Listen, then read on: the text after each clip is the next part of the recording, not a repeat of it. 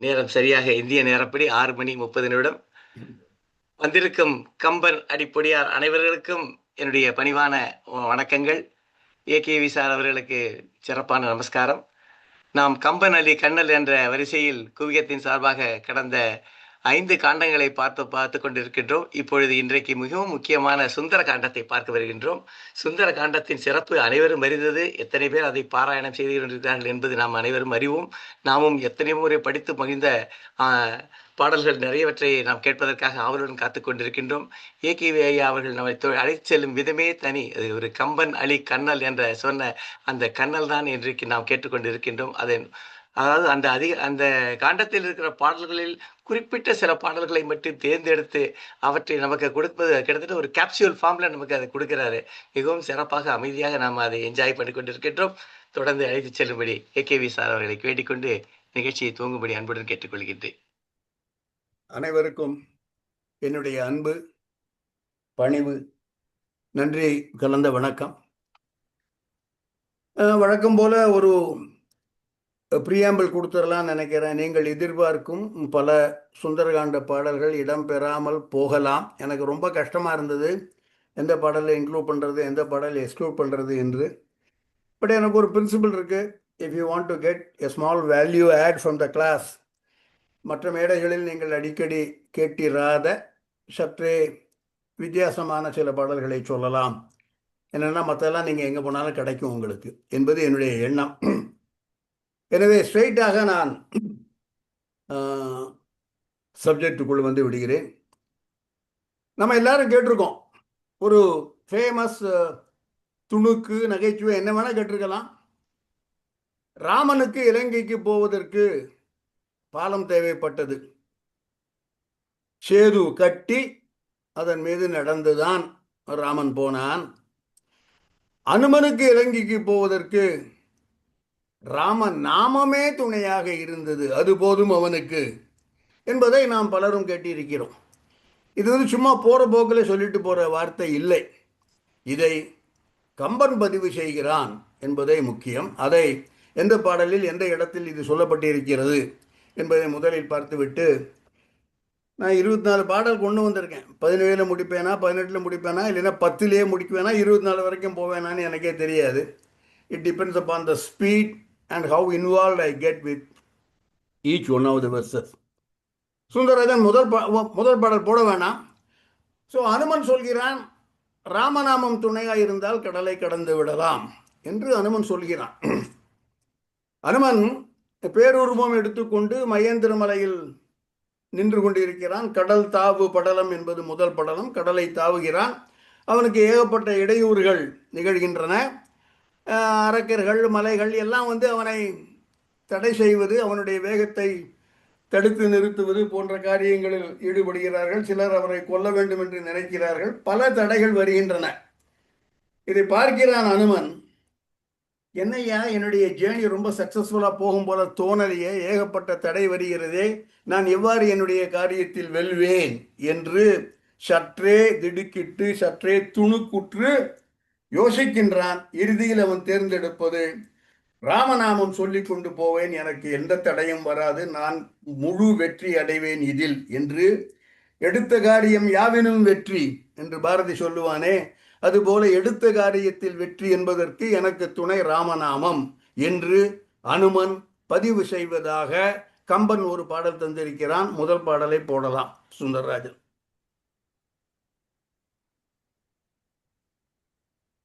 பெருசு பண்ணலாம். ஊரு கடிது ஊருவன, ஊரில் அறம் உண்ண, தேரல் இல் அரக்கர் புரி தீமை அவை தீர, ஏறும் வகை எங்குள்ளது, ராம என எல்லாம் மாறும், அதின் மாறு பிரிது இல் என வலித்தான். மேற்கொண்டு சென்றான், வலித்தான் என்று தன்னுடைய பயணத்தை மேற்கொண்டு தொடர்ந்தான். வலிமை கூட்டி தொடர்ந்தான்.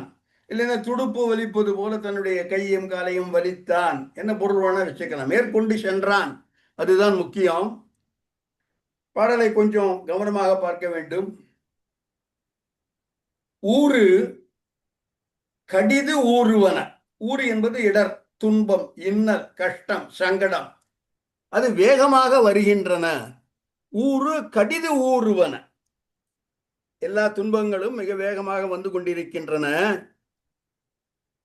ஊரில் அறம் உண்ணாத, ஈரில் அறம் என்று கம்பன் அடிக்கடி சொல்லுவான். ரொம்ப அவனுடைய புகழ்பெற்ற வார்த்தை. ஊறு இல்லாத அறம், எந்த விதமான பின்னமோ எந்த விதமான குறைபாடோ எந்த விதமான பிளாக் ஸ்பாட்டோ இல்லாத அறம். ஊரில் அறம், அதை உண்ணாத, அதை நினைத்து பார்க்காத, தெளிவு இல்லாத அரக்கர்கள், தேரல் இல் அரக்கர் புரி தீமை அவையும் இந்த கடிது ஊறுகின்ற ஊரும் தீர நான் மேற்கொண்டு செல்வதற்கு ஏறும் வகை எங்குள்ளது என்று அனுமன் தனக்குத்தானே கேட்டுக்கொண்டிருக்கிறான்.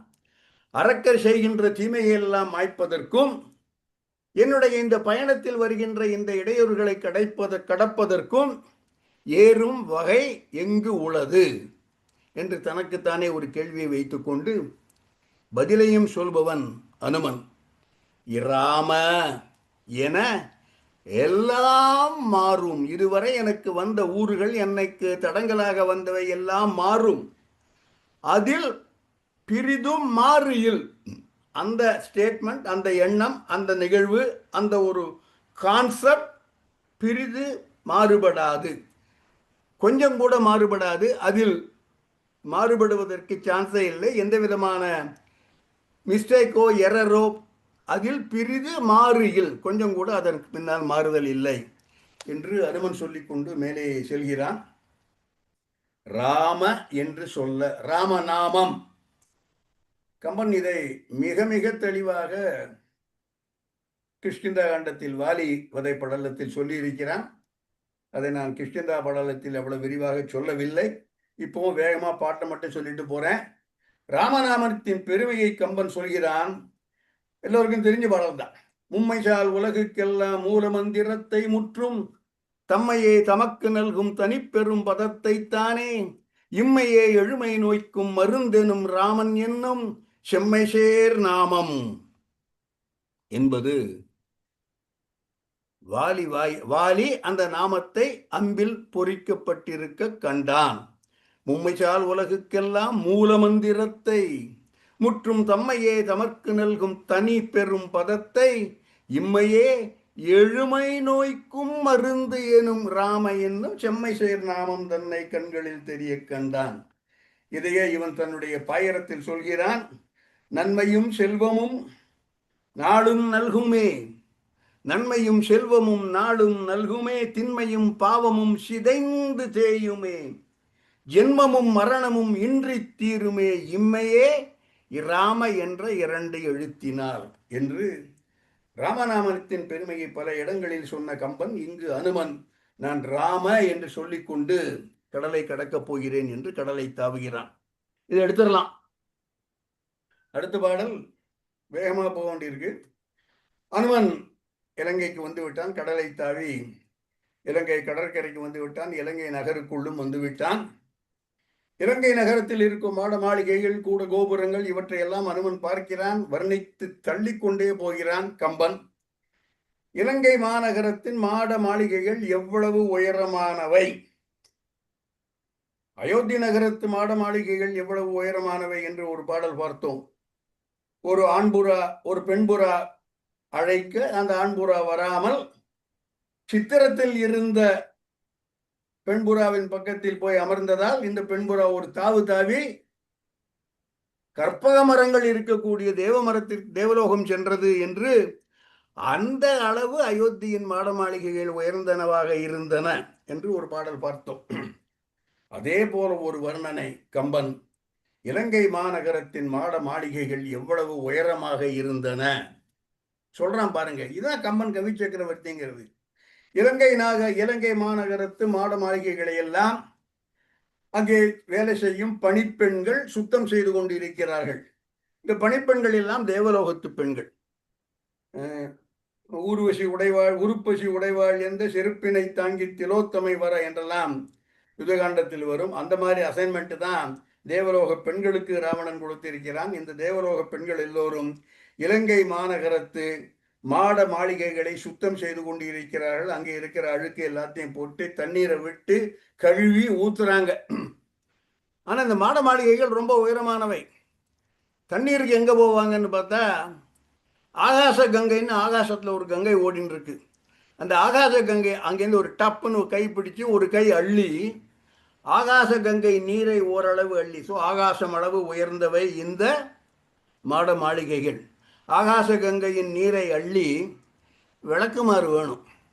அந்த மின்னல் அப்பப்போ வெட்டுமா, அந்த மின்னலை பிடிச்சு துண்டு துண்டாக உடைச்சி அதெல்லாம் சேர்த்து வச்சு ஒரு விளக்குமாறாக கட்டி அந்த விளக்குமாறை கொண்டு மின்னலை உடைத்து அந்த மின்னல் கொடிகளை விளக்குமாறாக கட்டி தண்ணீருக்கு ஆகாச கங்கையை பயன்படுத்தி அந்த மாட மாளிகைகளின் உச்சத்தை இவர்கள் கழுவி கொண்டிருக்கிறார்கள். கழுவுபவர்கள் தேவலோக பெண்கள், நல்ல அழகிய பாகு போன்ற சொல் உடையவர்கள்.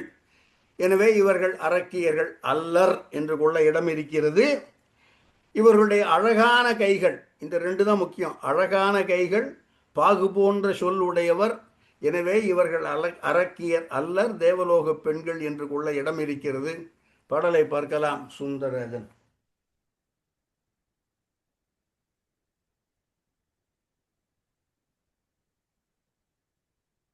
மாகாரின் மின்கொடி மடக்கினர் அடுக்கி மீகாரம் எங்கனும் நறுந்துகள்கள் விளக்கி ஆகாய கங்கையினை கையின் அள்ளி பாகு ஆய சொலவர் வீசு படு காரம். காரம் என்பதை வீடு என்று வைமுக்கோ எல்லா உரையாசிரியர்களும் சொல்லி இருக்கிறார்கள்.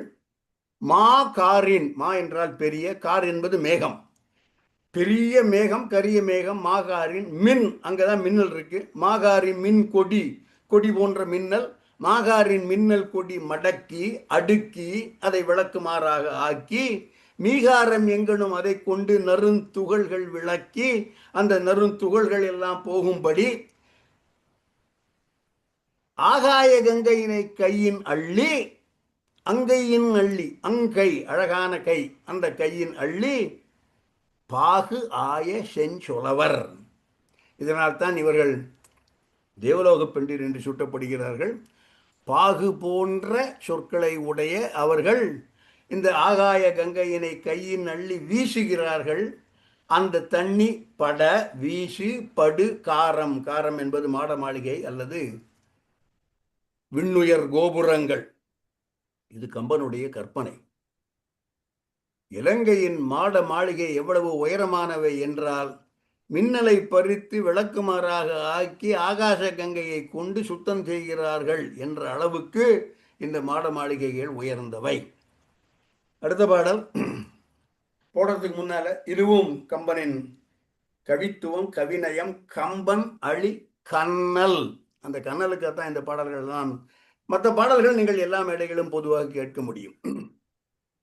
கம்பன் சொல்றான், அனுமன் போயிட்டான், அனுமன் இலங்கைக்குள் வந்து விட்டான். இளங்கடியை எல்லாம் தாவி இளங்கடியை அடித்து அவள் பர்மிஷன் கொடுக்க நீ போ என்றெல்லாம் சொல்லி இலங்கைக்குள்ளே வருகிறான்.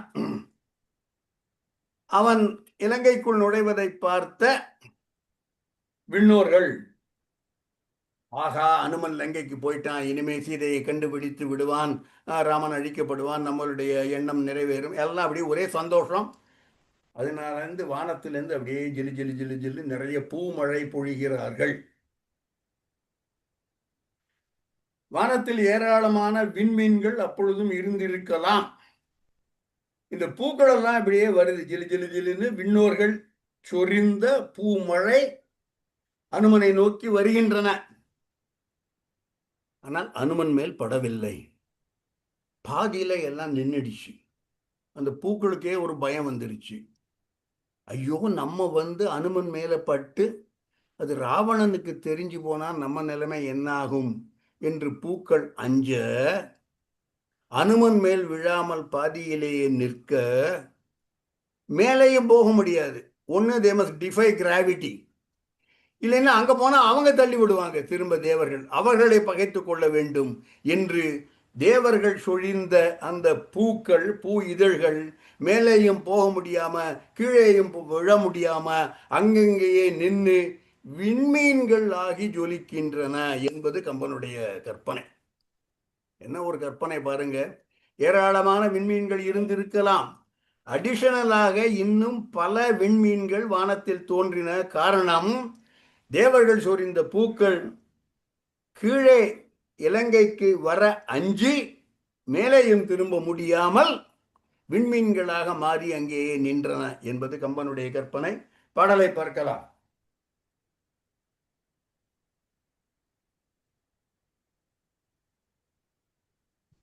என்னுடைய அனுமன் மேல்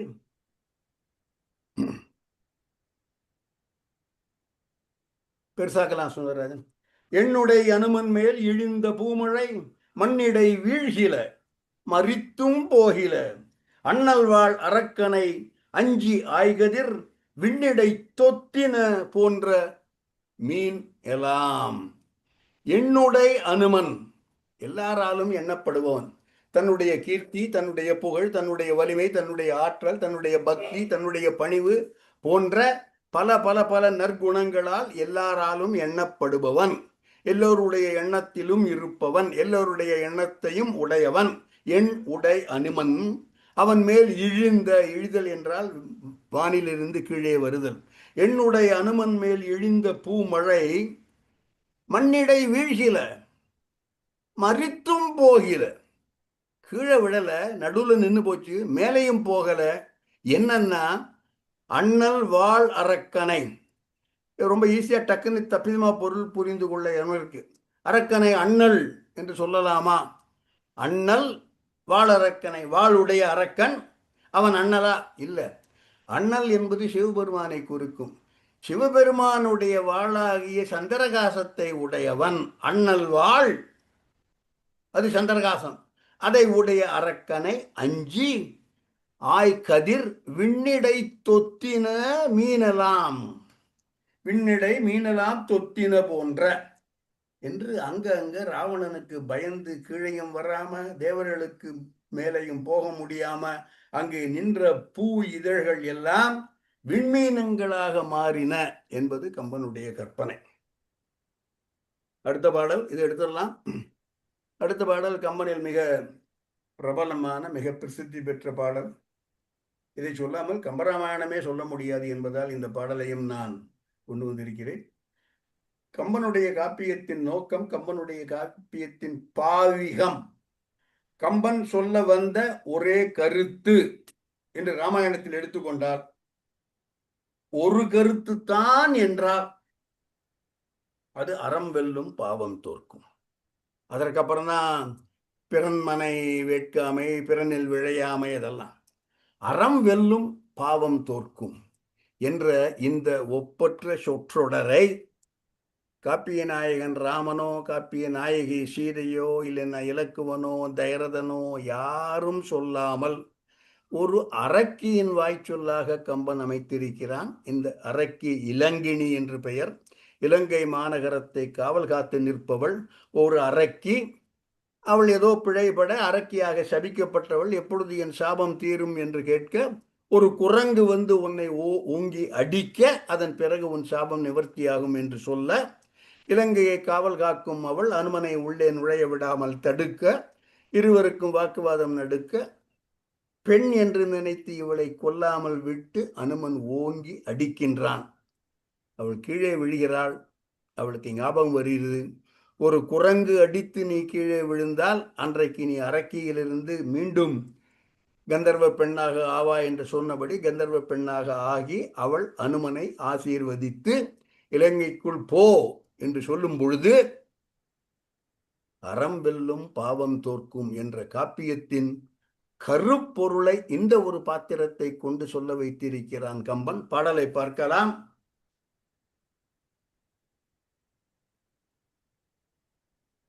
அன்னதே முடிந்தது ஐய, அன்னதே முடிந்தது ஐய, அறம் வெல்லும் பாவம் தோற்கும் என்னும் ஈது எம்ப வேண்டும் தகையதோ இனி மற்றுன்னால் உன்னிய எல்லாம் முற்றும் உனக்கும் முற்றாதது உண்டோ பொன்னகர் புகுதி என்னா புகழ்ந்து அவள் இறைஞ்சி போனாள். அன்னதே முடிந்தது ஐயா, முன்னால எனக்கு பிரம்மா இந்த மாதிரி சாபம் விட்டிருந்தார், அதெல்லாம் இப்பொழுது நிறைவேறி விட்டது. அன்னதே முடிந்தது ஐய. அனுமனை நோக்கி விழி ஐய, அறம் வெல்லும் பாவம், அந்த அறம் வார்த்தை மிஸ் ஆயிருக்கு, ஐ எம் சாரி, அது டைப்போ எரர். அன்னதே முடிந்தது ஐய, அறம் வெல்லும் அந்த வார்த்தை இருக்கணும், டைப்போகிராபிக்கல் எரர். அன்னதே முடிந்தது கைய, அறம் வெல்லும் பாவம் தோற்கும் என்னும் ஈது இயம்ப வேண்டும் தகையதோ. இதை ரீஇன்ஃபோர்ஸ் பண்ணணுமா, இதை ரீட்ரேட் பண்ணணுமா, இந்த சொல்லை, இந்த சொல்லில் இருக்கும் உண்மையை மறு உறுதிப்படுத்துவதற்கு தேவையின்றி ஏதும் இல்லையே. இனி மற்ற உன்னால் உன்னிய எல்லாம் முற்றும், நீ என்னெல்லாம் நினைக்கிறாயோ நினைப்பதே நடக்கும், நினைத்ததை முடிப்பவன் இவன் என்று அவனுக்கு சர்டிபிகேட் கொடுத்து அனுப்புறா. உனக்கும் முற்றாதது உண்டோ, நீ ஒரு காரியத்தில் முனைந்தால் அது முடிவு பெறாமல், அது உனக்கு வெற்றியை தராமல் இருக்கும் வாய்ப்பே இல்லை. பொன்னகர் புகுதி என்று புகழ்ந்து, அது முக்கியம். அனுமனை முதலில் தடுத்தவள் இப்பொழுது அவனை புகழ்ந்து இறைஞ்சி போனாள். அவள் போய்விட்டாள். அனுமன் இலங்கை நகருக்குள் வழிகிறான். கதை உங்கள் எல்லாருக்கும் தெரியும், அதை பற்றி விஸ்தாரமாக சொல்லப் போவதில்லை. ஒவ்வொரு இடமா பார்த்து கொண்டு வருகிறான். இலங்கையில் அங்க தேடுறான், இங்க தேடுறான், இந்திரஜித்தை பார்க்கறான், கும்பகர்ணனை பார்க்கறான், விபீஷணனை பார்க்கிறான்.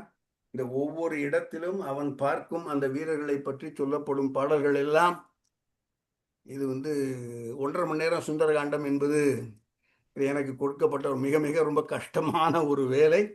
எல்லாரையும் பார்த்து கொண்டு வருகிறான். மண்டோதரியை பார்க்கிறான், இவள் சீதையோ என்று கூட ஐயுறுகிறான். எல்லாவற்றையும் பார்த்து விட்டு இறுதியாக ராவணனை பார்க்கிறான். ராவணனை பார்த்தவுடன் அனுமன் ஆகிறான். அனுமனை பற்றி என்னெல்லாமோ சொல்றோம், ரொம்ப புத்திசாலி, புத்திமதாம் வரிஷ்டன். அனுமனுக்கு கோபம் வருகிறது. எதனால் இந்த கோபம் வருதுன்னா, இவன் ராமனை பற்றி நன்கு அறிவான், ராமனை பற்றி எல்லாம் கேள்விப்பட்டு இருக்கிறான். இலக்குவன் முதலாக சந்திக்கும் பொழுது அனைத்தும் சொல்லி இருக்கிறான். இவன்தான் தன்னுடைய தலைவன், இவன்தான் மூலப்பரம்பொருள், எல்லாவற்றையும் அனுமன் அறிவான். ஏனென்றால் அனுமனுக்கு அவனுடைய தந்தை சொல்லி இருக்கிறாள், யாரை பார்த்தால் உனக்குள் ஒரு மாறுபாடு ஏற்படுகிறதோ அவன்தான் உன்னுடைய கடவுள், அவன்தான் ராமன் என்று எல்லாம் தெரிஞ்சிருக்கு. இந்த ராமனோட பொண்டாட்டியை ஒருத்தன் தூக்கிட்டு போயிட்டான். அவனை நான் பார்க்கிறேன் இப்பொழுது. பாருங்க நீங்க அனுமனுடைய சிந்தனை. ராமனுடைய மனைவியை அபகரித்து சென்ற ராவணன் என் கண் முன்னால் நான் அவனை கண்ட பின்னரும் அவனை நான் கொல்லாம இருந்தா நான் என்னையா அடிமை ராமனுக்கு? சொல்லுங்க நீங்க. அவன் கண்காணாம இருந்தா அதெல்லாம் வேற விஷயம். நேருக்கு நேர் அவன் உறங்கி கொண்டிருப்பதை பார்க்கிறான். இவன் தான் ராவணன், இவன் தான் சீதையை தூக்கி கொண்டு போயிருக்கிறான், எல்லாம் தெரிகிறது. இவனை நான் கொல்லாமல் இந்த இடத்திலிருந்து நான் போனால் நான் ராமனுக்கு உண்மையான அடிமையா? தனக்குத்தானே கேட்டுக்கொள்கிறான். என்ன சொல்றான் பாருங்க அவனுடைய வார்த்தை. நான் என்ன ராமனுக்கு அடிமை மாதிரி நடிக்க போறேனா? நான் என்ன நடிகர் திலகமா? பாடலே அப்படித்தான் வருகிறது. பாடலை பார்ப்போம்.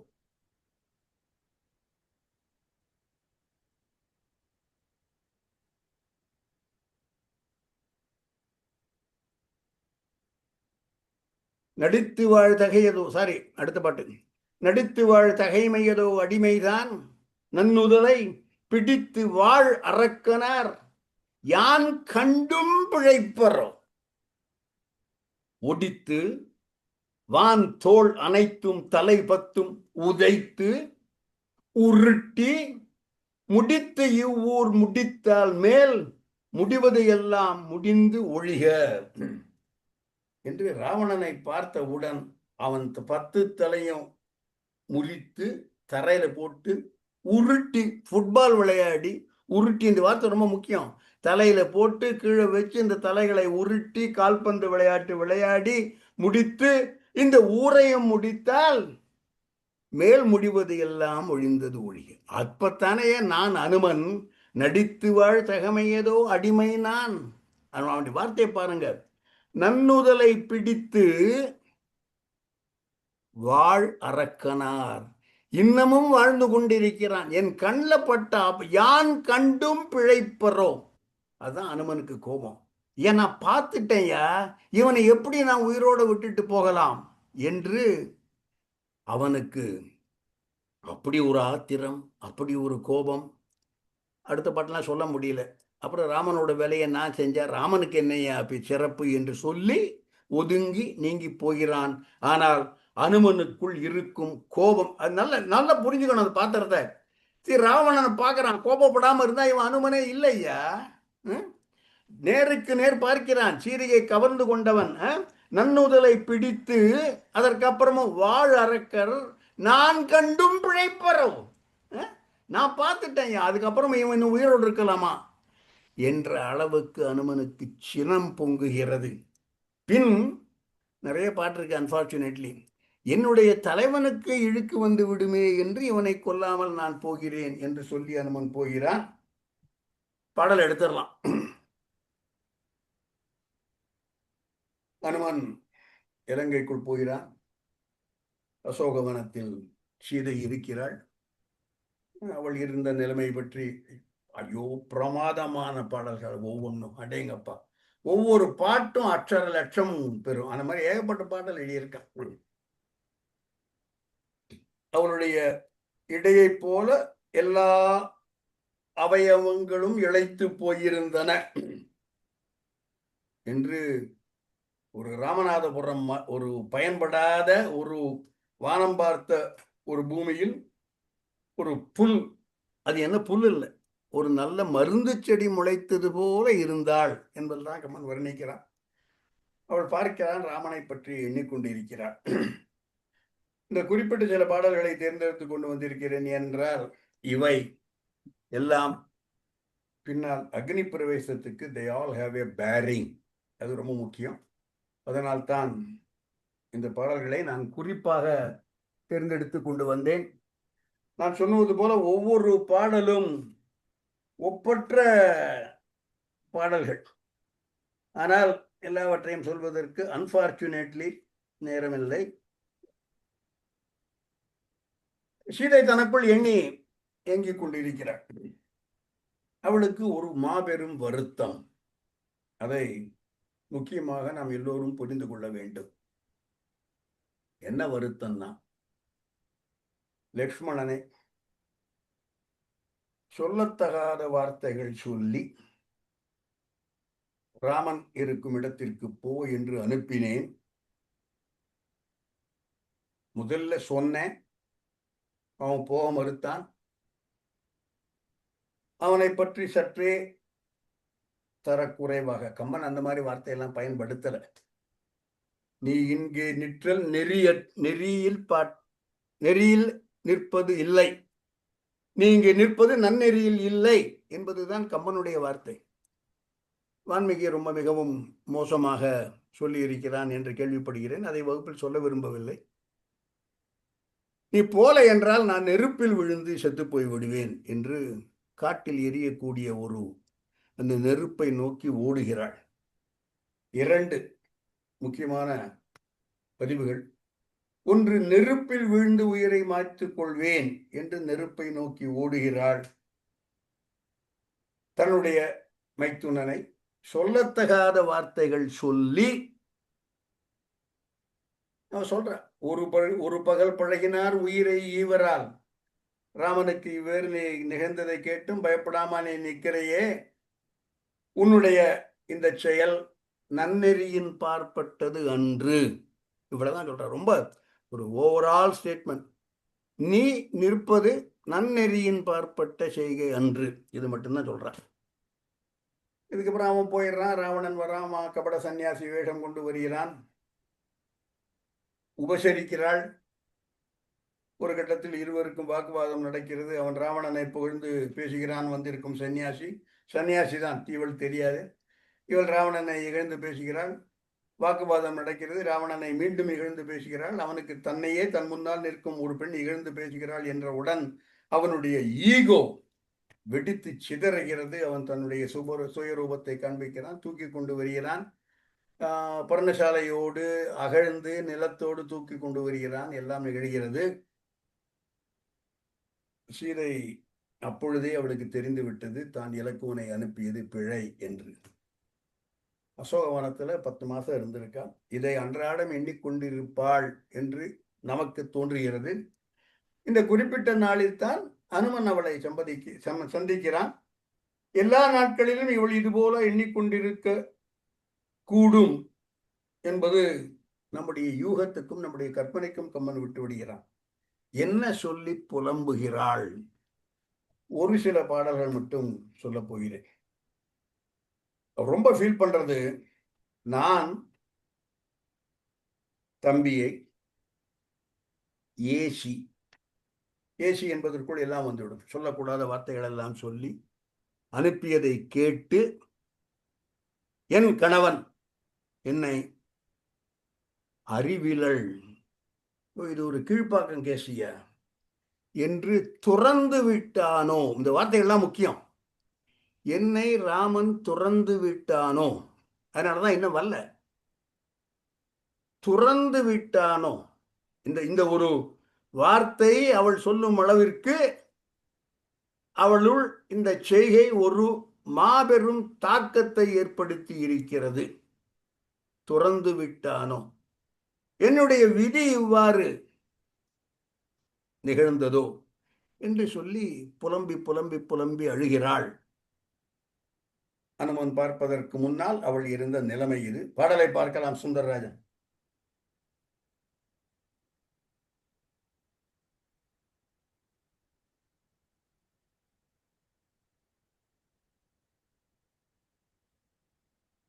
என்னை நாயகன் இளவலை எண்ணலா வினையேன் சொன்ன வார்த்தை கேட்டு அறிவிலள் எனத் துறந்தானோ, முன்னை ஊழ்வினை முடிந்ததோ என்று என்று என்று என்று ரெப்படேஷன் முக்கியம். முறையால் பன்னி வாய் புலர்ந்து உணர்வு தேய்ந்து ஆர் உயிர் பதைப்பாள். உயிர் பதைக்கிறாள். என்ன சொல்லி உயிர் பதைக்கிறாள்? அதுதான் முக்கியம். எண்ணலா வினையேன்.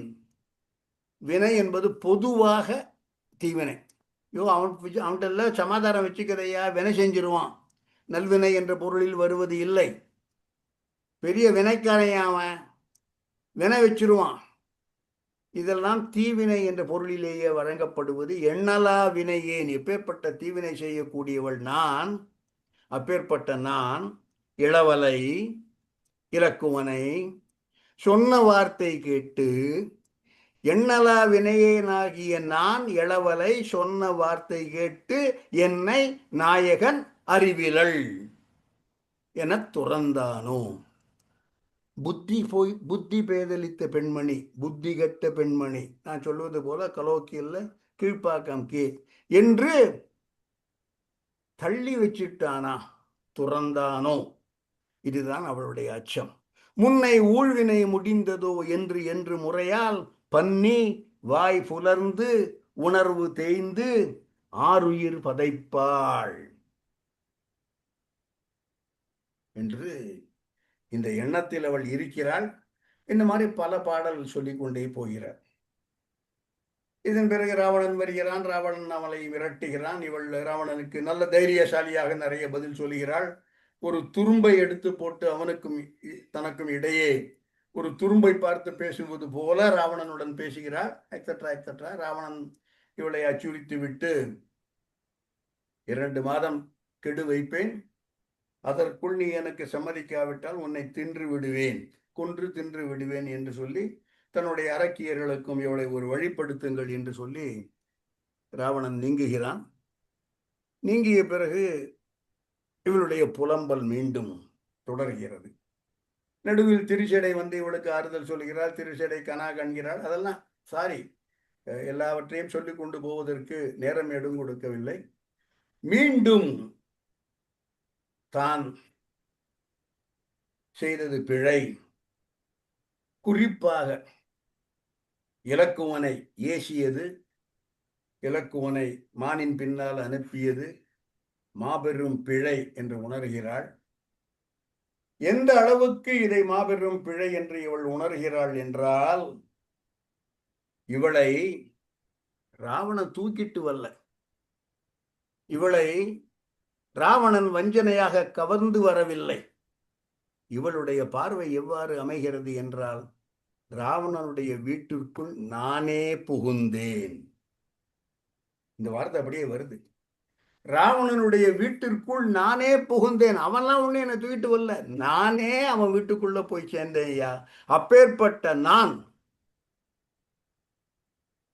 உயிரோடு இருக்கலாமா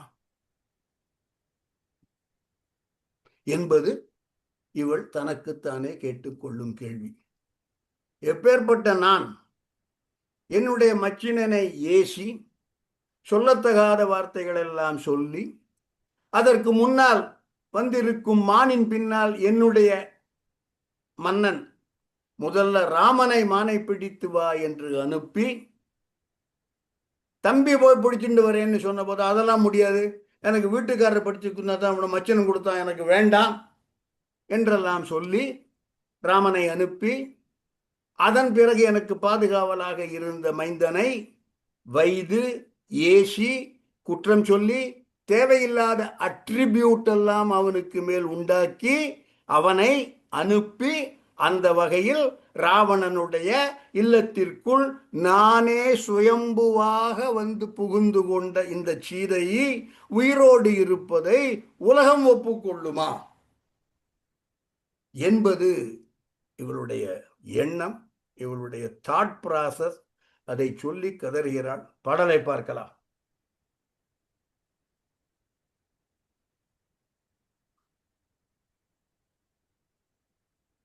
ஒவ்வொரு வார்த்தையும் எப்படி வந்து விடுறாங்க. இவ்வளவு பெருசு முடியும்.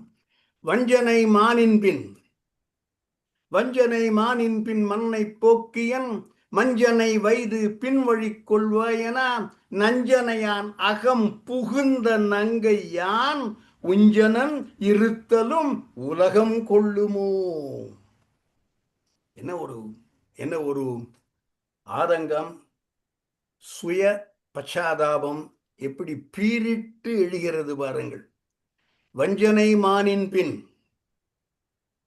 மண்ணை போக்கி, என்னுடைய மன்னவன் எனக்கு கணவன் ராமன், வஞ்சனை மானின் பின் ராமனை போக்கி என் மஞ்சனை, மஞ்சன் சில அகராதிகளில் மஞ்சன் என்பதை மகன் என்றே குறிப்பிடுகிறார்கள். வைமூக்கோ மஞ்சன் என்பதை மைத்துனன் என்று குறிப்பிடுகிறார். யாராவானா இருக்கட்டும், இலக்குவனை என்று நாம் வைத்துக் கொள்வோம். இலக்குவனை கம்மனுடைய வார்த்தை பார்க்கணும். வைது, இதுதான் முக்கியம். வான்மீகி சொன்ன அந்த போன்ற வார்த்தைகளை இவள் உபயோகித்து இருக்கலாமோ, உபயோகித்ததாக கம்பன் சொல்லவில்லை, அது வாஸ்தவம். அவள் சொல்றது நீ இங்கே நிற்றல் நெறியிற்றன்று, அதையே இவள் வைது என்று சொல்கிறார். எம் மச்சினனை ஏசி சொல்லக்கூடாதவில்லை எல்லாம் சொல்லி பின்வழி கொள்வாய் என, ராமன் போன வழியில நீயும் போ என்று. அந்த வகையில் நஞ்சனையான் அகம் புகுந்த நங்கை, இவள் யாரு? நஞ்சனையான் அகம் புகுந்த நங்கை. நான் தான் புகுந்தேன், அவன் தூக்கிட்டு வரல என்ன. நஞ்சனையான் அகம் புகுந்த நங்கை யான். இந்த நங்கைங்கிறத நங்கை சிறப்பான சொல்லா கொண்டுனீங்கன்னா இது அவளுக்கு எள்ளல். எப்பேற்பட்ட பெரிய பொண்ணையான, அடேங்கப்பா, நஞ்சனையான் அகம்புகுந்த, அடே எவ்வளவு கெட்டிக்கார பொண்ணுனா. நான் உஞ்சனன் இருத்தலும், உஞ்சல் என்றால் உயிரோடு இருத்தல், பிழைத்து இருத்தல், வாழ்தல், இருத்தலும் உஞ்சனன் இருத்தலும் இரண்டும் உலகம் கொள்ளுமோ. இந்த வார்த்தை ரொம்ப முக்கியம். உலகம் கொள்ளுமோ. ராமன் என்ன ஏத்துப்பானா இருக்கலாம் ஐயா, உலகம் என்ன சொல்லும்? இந்த ஒரு தாட் ப்ராசஸ், உலகம் என்ன சொல். நிறைய பாடல்கள் வருதியாயிங்க. நான் அயோத்தி நகரத்து வீதிகள்ல எல்லாம் புடிஞ்சு போன அப்புறம் அங்க இருக்கிற பெண்கள்லாம், ஏய் அந்த போற பாரு, பச்சை புடவை கட்டிண்டு தலையில ஏகப்பட்ட மல்லிப்பூ வச்சுண்டு ஒரு ப்ளூ கலர் ரவிக்க போண்டு, அவ யாரு தெரியுமா? அவதான் இன்னொருத்தன் வீட்டுல 10 மாசம் இருந்துட்டு வந்தவையா என்றெல்லாம் தன்னை சுட்டுவார்களோ என்ற ஒரு பயம். அதை விட இந்த ஒரு அச்சம், இந்த ஒரு கன்சர்ன், இந்த ஒரு பயமா, நீங்க என்ன வேணா வச்சுங்க. நீங்க இது இவளை மிகவும் ஆட்டி படைக்கிறது. இதை நீங்க முக்கியமாக மனதில் கொள்ள வேண்டும். அடுத்த பாடல். இன்னும் அனுமனை பார்க்கவில்லை இவள். இதை எடுத்துடலாம். எண்ணி எண்ணி பார்க்கறா. இதை எடுத்துடலாம் சுந்தரராஜன். ராமன் வருவான் ஐயா, கண்டிப்பாக வந்து விடுவான். வர்றான், சண்டை போடுறான், அறக்கரை எல்லாம் அழிக்கிறான், எல்லாம் முடிஞ்சு போச்சு. என்னை அவையெல்லாம் முடிந்த பிறகு என் வீட்டுக்குள்ள நுழையறதுக்கு உனக்கு தகுதி இல்லை. என் வீட்டிற்குள் நுழைவதற்கு உனக்கு தகுதி இல்லை. இல் புக தக்கலை, இந்த வார்த்தை. இல் புக தக்கலை, நஞ்சனையான் அகம் புகுந்தேன், அதனால் ராமனுடைய இல் புகத்தக்கலை என்று ராமன் சொன்னால் நான் என்னுடைய தன்மையை, கற்பைன்னு கூட வேண்டாம், நான் என்னுடைய கற்பையை எந்த விதத்தில் நிரூபிக்கப் போகிறேன் என்று தனக்குத்தானே கேட்டுக்கொள்கிறான். இது ரொம்ப முக்கியம். தன்னையே நோக்கி தனக்குத்தானே கேட்டுக்கொள்கிறாள் சீதை. நான்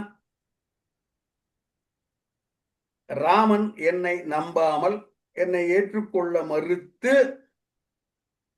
என் வீட்டிற்குள் வராதே என்று தடுத்து விடுவானே, ஆனால் நான் என்னுடைய கற்பினை எந்த விதத்தில் நிரூபித்து காண்பிக்கப் போகிறேன் என்ற ஒரு ஐயம், என்ற ஒரு அச்சம் அவளுக்கு எரிகிறது. இதை சொல்லி அழுகிறாள். பாடலை பார்ப்போம்.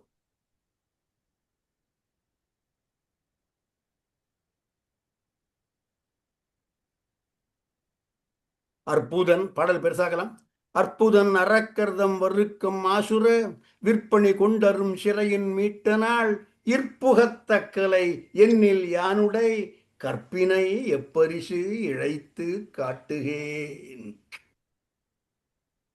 அற்புதன் ராமன் பலவிதமான அற்புதங்களை நிகழ்த்தக்கூடியவன், 7 மராமரங்களை ஒரே அம்பால் துளைக்கக்கூடியவன், தாடகை போன்ற பெரிய உருவத்தை சொல்லொக்கும் கடிய வேக சுடிசரம் எய்து அல்லொக்கும் நிறத்தினால் வைர குன்ற நெஞ்சில் தங்காது அம்புவிடக்கூடிய ஆற்றல் உடையவன் அற்புதன்.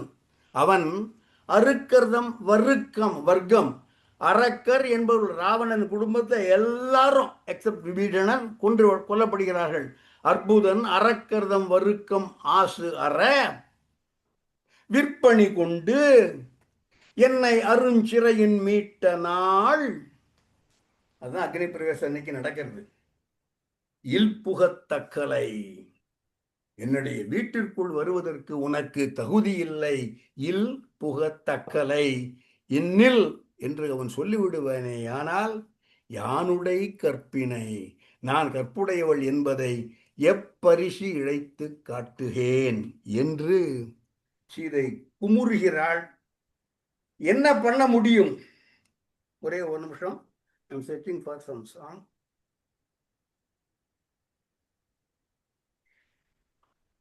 இவ்வாறு சொன்னவள் இறுதியில் ஒரு முடிவுக்கு வந்து விடுகிறாள். பாடலை எடுத்துடலாம்.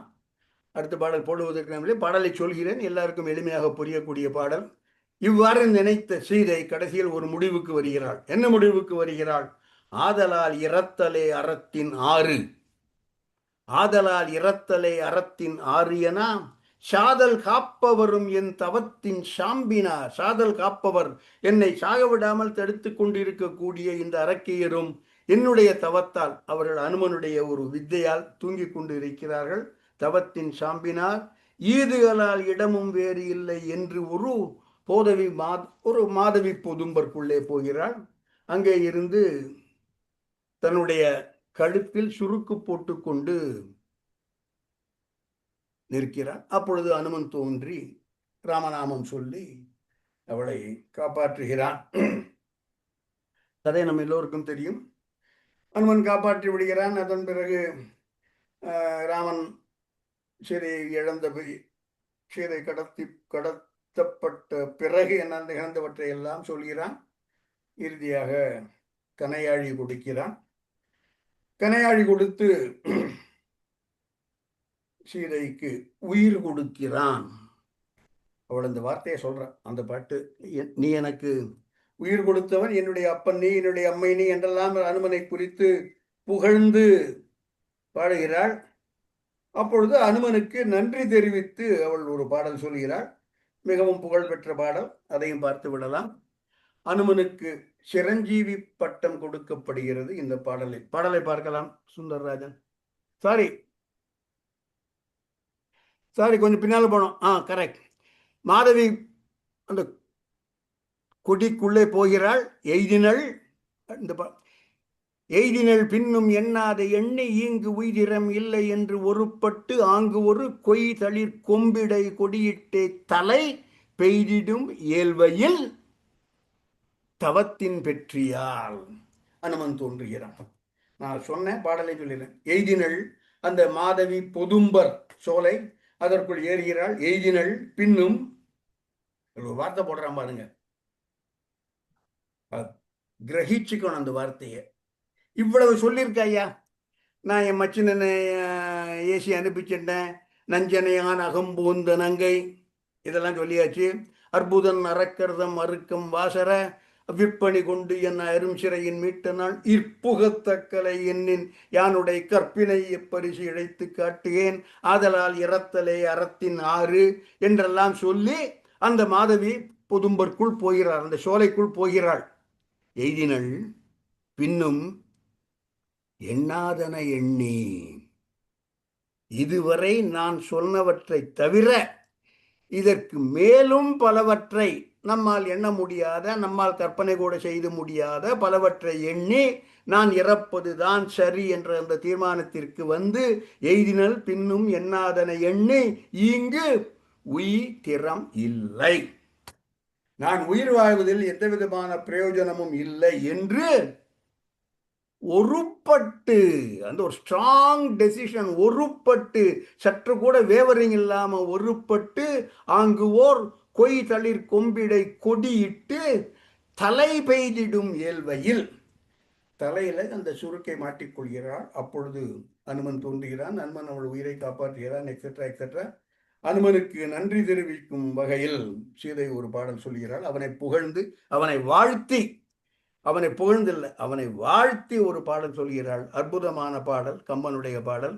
என்ன சொல்கிறாள் என்றால், இதை எடுத்துடலாம். நீ சிரஞ்சீவியாக இருப்பாய், எக்காலத்தும் இருப்பாய்.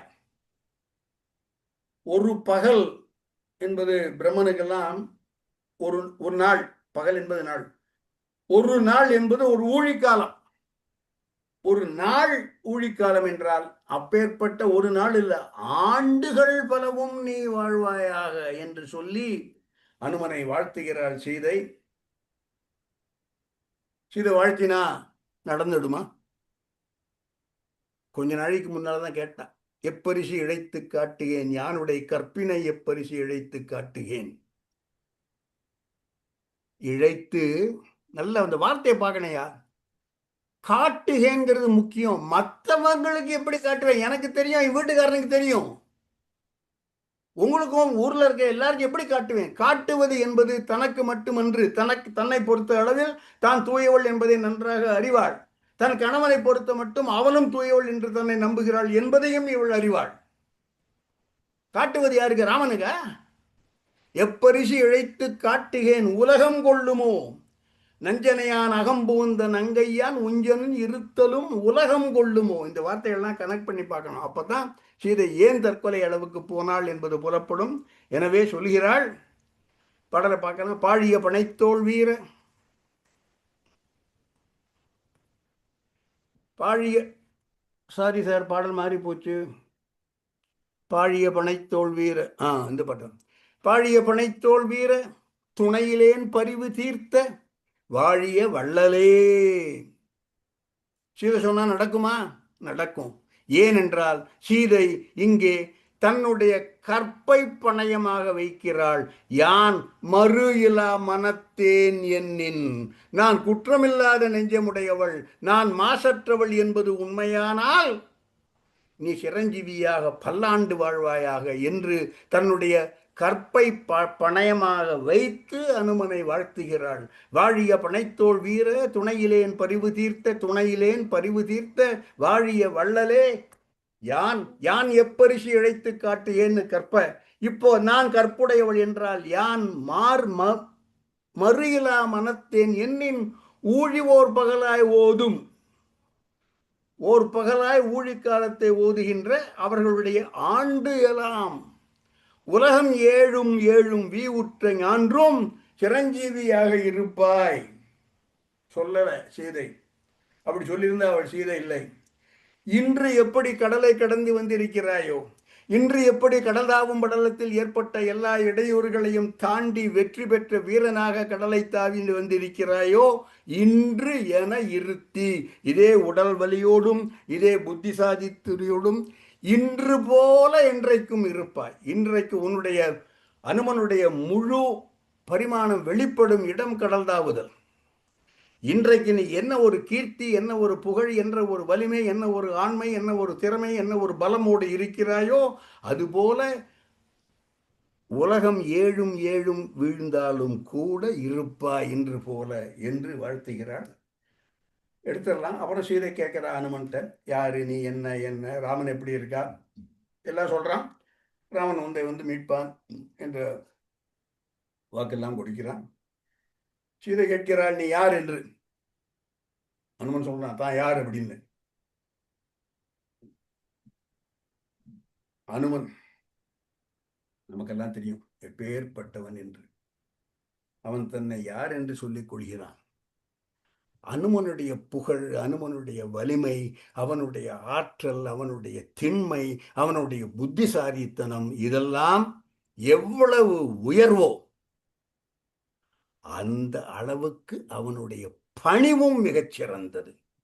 அடேங்கப்பா, இந்த மாதிரி ஒரு வார்த்தை சொல்லி எவனாவது தன்னை இன்ட்ரடியூஸ் பண்ணிப்பானா பாருங்க. கேட்கறா, நீ யாரு அப்படின்னு. அவன் சொல்றான், ராமனுக்கு துணை புரிவதற்காக ஏராளமான வானர கூட்டம் இருக்கிறது, வானர படைத்தலைவர்கள் இருக்கிறார்கள். தன்னை இவன் ஒரு படைத்தலைவனாகவோ ஒரு மந்திரியாகவோ ஒன்று சொல்லிக்கல, ஏராளமான படைத்தலைவர்கள் இருக்கிறார்கள் ராமனுக்கு உதவி செய்வதற்காக. எத்தனை பேர்னு கேட்டா, இந்த கடற்கரை மணல்ல இருக்கு பாருங்க நீங்க, அந்த அளவு ஏராளமான படைத்தலைவர்கள் இருக்கிறார்கள். அந்த படைத்தலைவர்களுக்கு ஊழியம் செய்வும் ஒரு அடியேன். என்ன வார்த்தை சொல்ற பாருங்க, ஏவல் கூவல் செய்வேன். ஏய் அப்படின்னு என்னை கூவி அழைச்சா, சாமி என்னங்க சாமி கூப்பிட்டீங்களா அப்படின்னு போய் நிற்பேன் என்று ஏவல் கூவல் செய்யும் அடி என்று வார்த்தை. அடேங்கப்பா, எப்பேற்பட்ட ஒரு வார்த்தை. யார் வேணாலும் என்னை ஏவலாம், வா என்று என்னை கூவி அழைக்கலாம். ஏவல் கூவல். பாடல் போடலாம் சுந்தரராஜன்.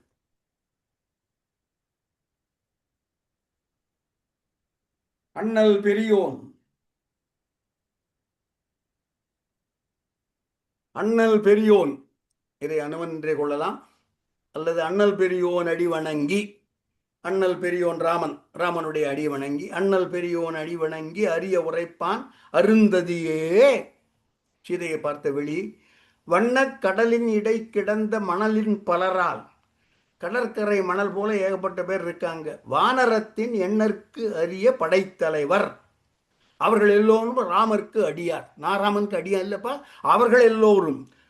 அதாவது கடற்கரை மணல் போன்ற அளவில் உடைய வண்ணக் கடலின் இடை கிடந்த மணலின் பலரால் வானரத்தில் எண்ணற்கு அடிய படைத்தலைவர்கள், அவர் எல்லோரும் ராமருக்கு அடியார். யான் அவர் பண்ணைக்கு ஒருவன் என போந்தேன், ஏவல் கூவல் பணி செய்வேன் என்று. இதற்கு முன்னால் இவன் சீதைக்கு விசுரூபம் காமிக்கிறான். அது ஒரு பெரிய முக்கியமான விஷயம். நீ யாருப்பா, எப்படி கடலை தாண்டி வந்தேன்னு கேட்க உடனே பாரு அப்படின்னு, ஐயோ சுருக்கிக்கும் உடம்பை என்னால் பார்க்க முடியல, அதெல்லாம் நிகழ்கிறது. அப்பேற்பட்டவன் சொல்லும் வார்த்தை ஏவல் கூவல் பணி செய்வேன் கிரிஜா என்று தன்னை அறிமுகப்படுத்திக் கொள்கிறான். எடுத்துடலாம். இப்பொழுது அனுமன் ஒரு காரியம் செய்கிறான். சீதையின் தோள் மேலே ஏறிக்க என்று கேட்கிறான். நான் உங்களை ஒரு கேள்வி கேட்கப் போகிறேன். அனுமான் மகா புத்திசாலி, நவ வியாக்கரண பண்டிதன், கதிரவன் முன்னால் சென்று எல்லா கலையும் கற்றவன், இவன் கல்லாத கலையும் வேதக் கடலும் இல்லாத இந்த உலகத்து என்று கிஷ்கிந்தா காண்ட பாடலில் பார்த்தோம். அப்பேற்பட்டவன் சீதையின் தோளை ஏறிக்க நான் உன்னை கொண்டு போய் ராமன்ட்ட விட்டுறேன் சொல்றான்.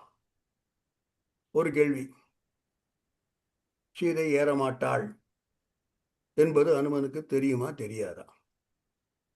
நீங்களே நினைச்சு பாருங்க. அனுமனுடைய பராக்கிரமம், அனுமனுடைய புத்திசாலித்தனம், இவற்றையெல்லாம் ஒட்டுமொத்தமாக பொருத்தி அனுமன் என்கிற இந்த பாத்திரம் சீதையிடம் என் தோளை ஏறிக்க நான் கொண்டு போய் விட்டுறேன் என்று சொல்லி இருப்பானா? சொல்றான். அனுமன் முட்டாளா? அவன் புத்திசாலி இல்லையா? அவனுக்கு தெரியாதா சீதை ஏறமாட்டாள்னு? நன்றாக தெரியும். சீதை தன்னுடைய வேண்டுகோளை ஏற்றுக்கொள்ள மாட்டாள் என்று அனுமனுக்கு மிக மிக மிக நன்றாக தெரியும். ஏன் இந்த கோரிக்கையை வைக்கிறான்? அந்த கோரிக்கையை வைக்கும் பாடல் இவ்வாறு அமைகிறது. பாடலை பார்த்து விடலாம்.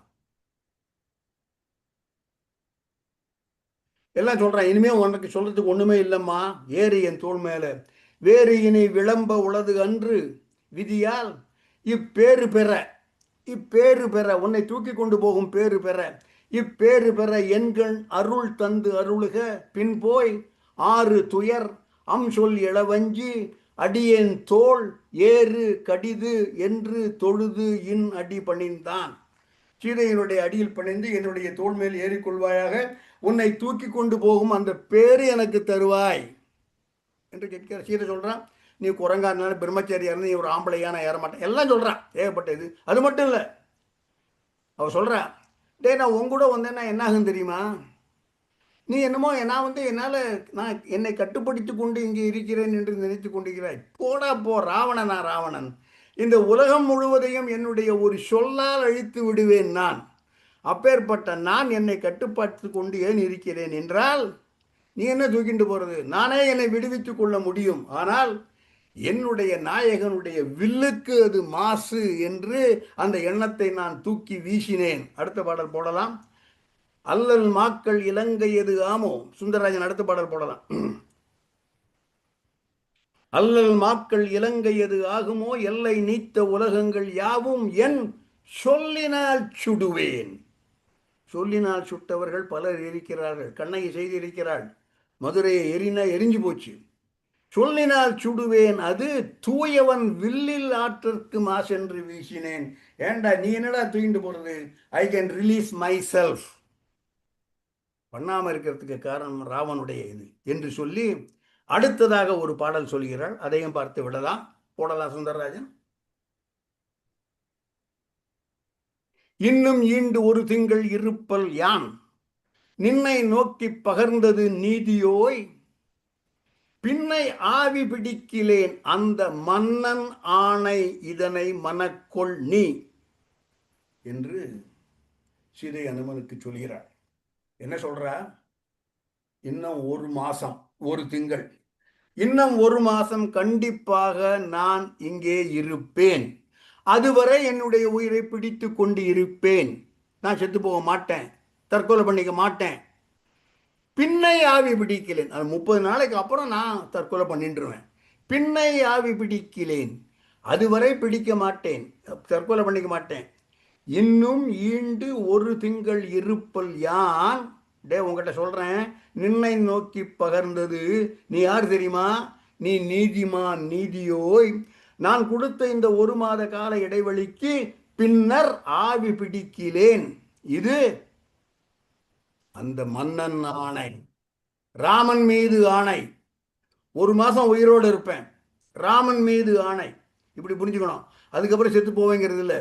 ஒரு மாசம் இருப்பேன், ராமன் மீது ஆணை, இதனை மனக்கொள் என்றார். தாயே, இந்த ஒரு வார்த்தைக்காகத்தான் என் தோள் மேலே ஏறிக்கிறீங்களான்னு உங்கள்கிட்ட கேட்டேன். நல்ல வேளை எனக்கு கேரண்டி கொடுத்துருக்கீங்க.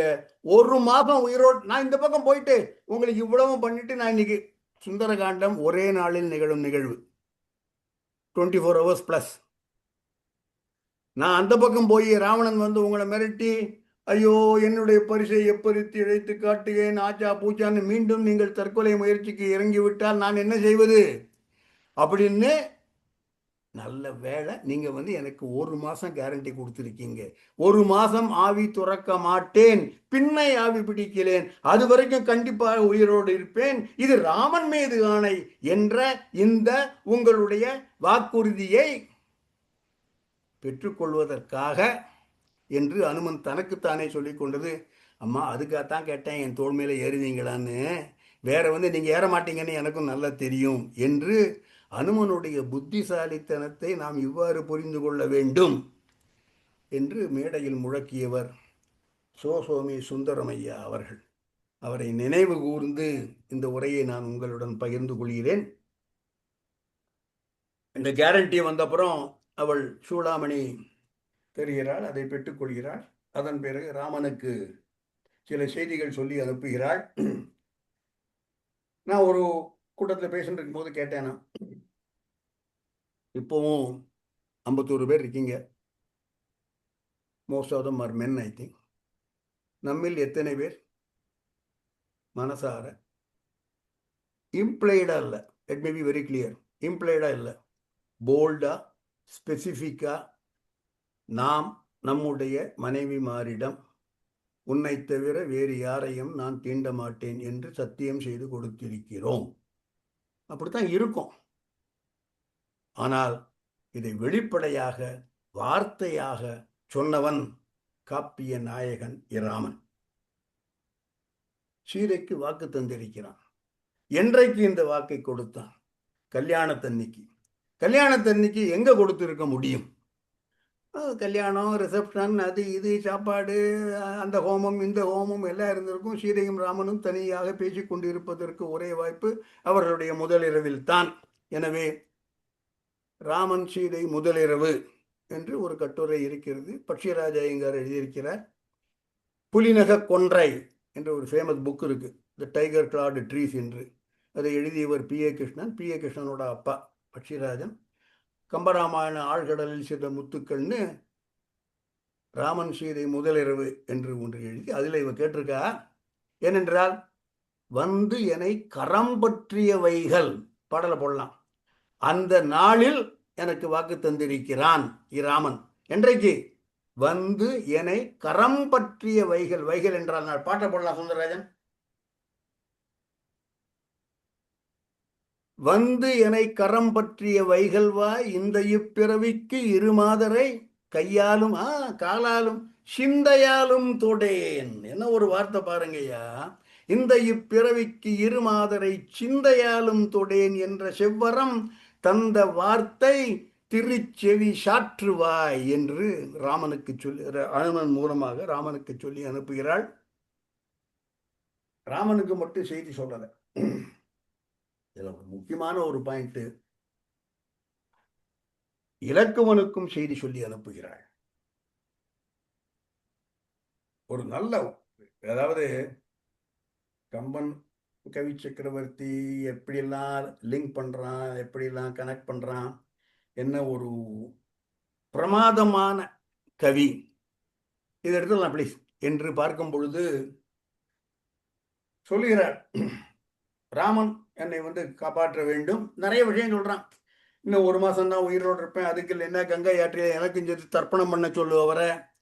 அப்புறம் மாமியாருக்கு 3க்கு செய்தி சொல்லி அனுப்புகிறாள், எல்லோருக்கும் செய்தி அனுப்புகிறாள். இன்னொரு வேற சொல்றான், தப்பித்தவரி நானும் ராமனை இந்த பிறவில் இணைய முடியாவிட்டால் அடுத்த பிறவிலும் அவருடைய பொண்டாட்டியா வருவதற்கு அவர் எனக்கு ஆதரவு தரணும், அதையும் போய் சொல்லியா என்று ஏராளமான விஷயங்களை சொல்லி அனுப்புகிறாள் அனுமன் போல். இதில் ஒரு லாஜிக் ஒன்று வைக்கிறாயா, நான் அசந்து போன லாஜிக். சீதையனுடைய புத்திசாலி நிறைய சொல்றா, என்னை மீட்பதற்குள்ள தன்னுடைய வீரத்தை நிலையாட்டுவதற்காகவாது அவர் பண்ண வேண்டாமா, என்ன ஏகப்பட்ட விஷயம் சொல்லி அனுப்புறான். அனுமனே, இந்த செய்தி குறிப்பாக இலக்குவனுக்கு, அவனிடம் போய் சொல், அவன் தன்னுடைய கடமையை இன்னும் ஆற்றவில்லை, அவன் தன்னுடைய பொறுப்பை இன்னும் முடிக்கவில்லை, இதை அவனிடம் மிக தெளிவாக எடுத்து போய் சொல்லு என்று சீதை சொல்லி அனுப்புகிறாள். அவள் சுட்டும் இலக்குவன் முடிக்காத கடமை. அடேங்கப்பா, என்ன ஒரு கற்பனை! நான் அசந்து பண்ணி நீங்களும் அசந்து போயிடுவீங்க. அவள் சொல்றா, மாயமான் வந்தது, சண்டை போடுறாங்க. ராமன் லட்சுமணன் அண்ணா போகாதேங்கிறான். இது வந்து மாரிசன் தான் தெரியும், நான் போய் பிடிச்சிட்டு வரேன், எக்ஸட்ரா எக்ஸட்ரா எல்லாம் முடிஞ்சு போச்சு. ராமன் போறான். போகும் நாள் இலக்குவனிடம் ஒரு வார்த்தை சொல்லிவிட்டு போகிறான். காவலாக இரு, சீதைக்கு காவலாக இரு என்று ராமன் சீதையை இலக்குவனிடம் ஒப்படைத்துவிட்டு, you are responsible for her safety. இன்னும் சொல்ல போனால், நான் இன்று இப்பொழுது இவளை உன்னிடம் பாதுகாப்பாக வைத்துக் கொள்வதற்காக ஒப்படைக்கிறேன். நான் மானை போய் பிடித்து வருகிறேன். நான் திரும்பி வரும் வரையில் இவள் உன்னுடைய பாதுகாப்பில் இருப்பாள். இவளை பத்திரமாக என்னிடம் சேர்க்கும் பொறுப்பு உனக்கு இருக்கிறது என்பது ராமன் சொன்ன வார்த்தை. அந்த பொறுப்பை இன்னும் இலக்குவன் நிறைவேற்றவில்லை. ராமன் எப்பொழுது சீதையை இலக்குவனிடம் ஒப்படைத்து விட்டு போனானோ, மீண்டும் இலக்குவன் சீதையை ராமனிடம் ஒப்படைக்க வேண்டும். அந்த கடமை இலக்குவனுக்கு இருக்கிறது. இப்போ நான் ஒரு வருஷம் அசோகவனத்தில் இருப்பது என்பது இடையில் நிகழ்ந்த ஒரு சிறைப்படல். இதிலிருந்து என்னை மீட்டு மீண்டும் அண்ணனுடன், அண்ணா நீ என்னிடம் ஒப்படைத்த அந்த பொருளை உனக்கு அப்படியே நான் மீட்டு தருகிறேன் என்று திரும்ப ஒப்படைக்கும் பணி, திரும்ப ஒப்படைக்கும் கடமை, பொறுப்பு, ரெஸ்பான்சிபிலிட்டி இலக்குவனுக்கு இருக்கிறது என்பதை நீ போய் இலக்குவனுக்கு உணர்த்து என்று சீதை சொல்கிறாள். பாடலை பார்ப்போம்.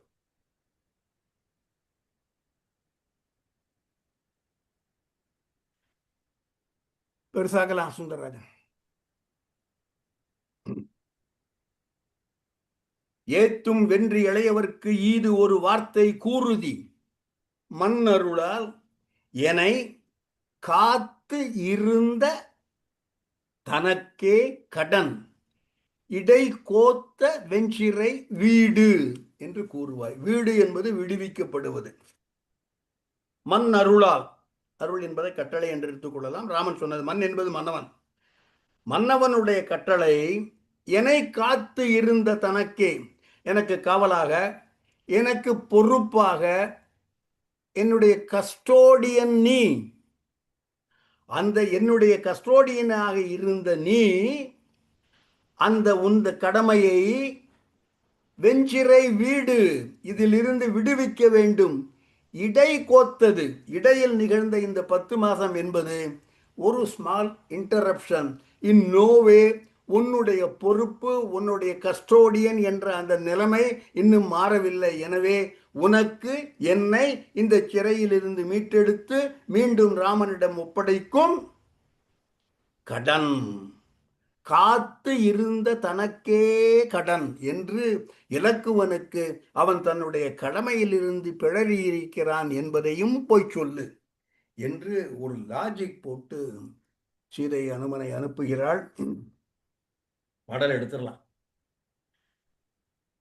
பலர் கேட்டிருக்கலாம் இந்த பாடலை.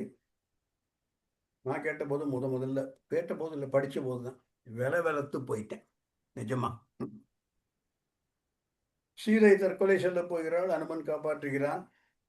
சீதையிடமிருந்து ஒரு மாதம் உயிரோடு இருப்பேன் என்ற வாக்குறுதியை பெறுவதற்காக, அதையும் ராமன் மீது ஆணை என்று அந்த வார்த்தையை பெறுவதற்காக என் தோள் மேலே ஏறிக்கோ என்று சொல்கிறான். இவன் எதிர்பார்த்தது போலவே அவள் இன்னும் 1 மாதம் இருப்பேன் என்று வாக்கு கொடுக்கிறாள். இந்த 1 வாரத்துக்குள்ள ராமன் சீதையை மீட்கவில்லை. வச்சுப்போம், ஒரு அசம்ஷன், ஒரு பிரசம்ஷன், ஒரு ஹேப்பனிங்.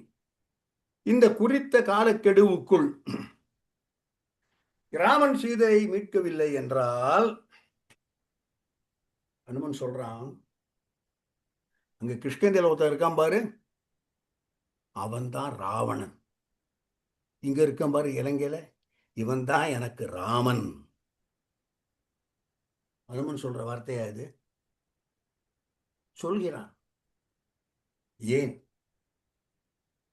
ராமன் உன்னை கண்டிப்பாக மீட்டு விடுவான் என்பதில் தனக்கு உரிய தான் கொண்ட அந்த ஒரு அசைக்க முடியாத நம்பிக்கை, அதை நிறுவுவதற்காக அனுமன் சொல்லும் வார்த்தை, நீ குறித்த 1 மாத கெடுவிற்குள் உன்னை ராமன் மீட்கவில்லை என்றால், அங்க இருக்கான் பாரு கிஷ்கிந்தையில, அவன் தாயா உண்மையால ராவணன், இங்க இருக்கானே இவன் ராமனை போலாகி விடுவான் எனக்கு என்பதாக அனுமன் சொல்லுவதாக கம்பன் ஒரு பாடல் தந்திருக்கிறான். பாடலை பார்க்கலாம்.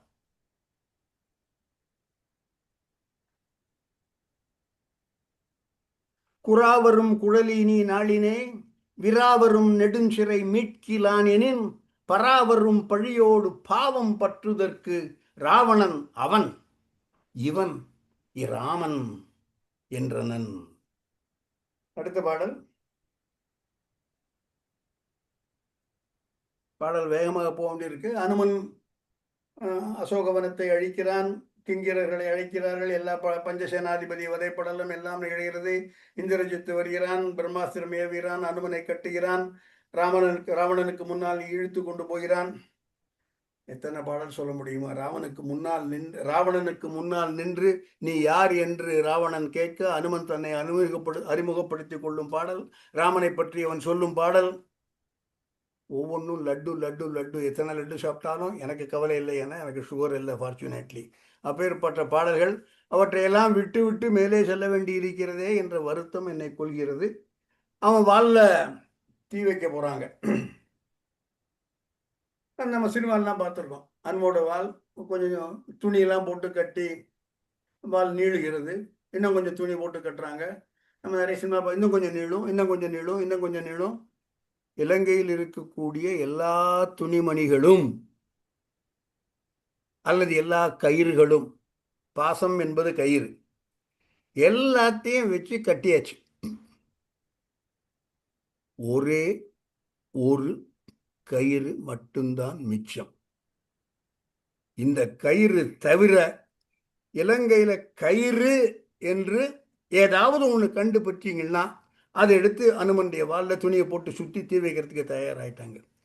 அப்படி இவர்கள் பயன்படுத்தாத ஒரே கயிறு என்ன என்றால், அங்கே இருக்கக்கூடிய அரக்கிமாரின் தாலி கயிறு என்பது கம்பனுடைய பதிவு. பாடலை பார்க்கலாம்.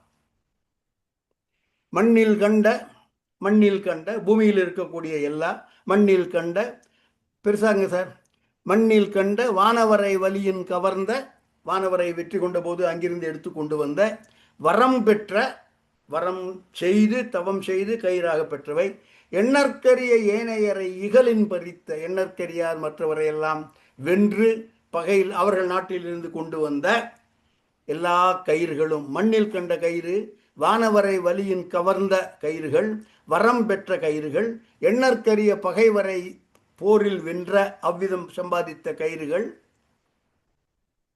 எல்லாம் இட்டு கட்டினார். கடைசியில் எல்லாம் இட்டு கட்டினார்.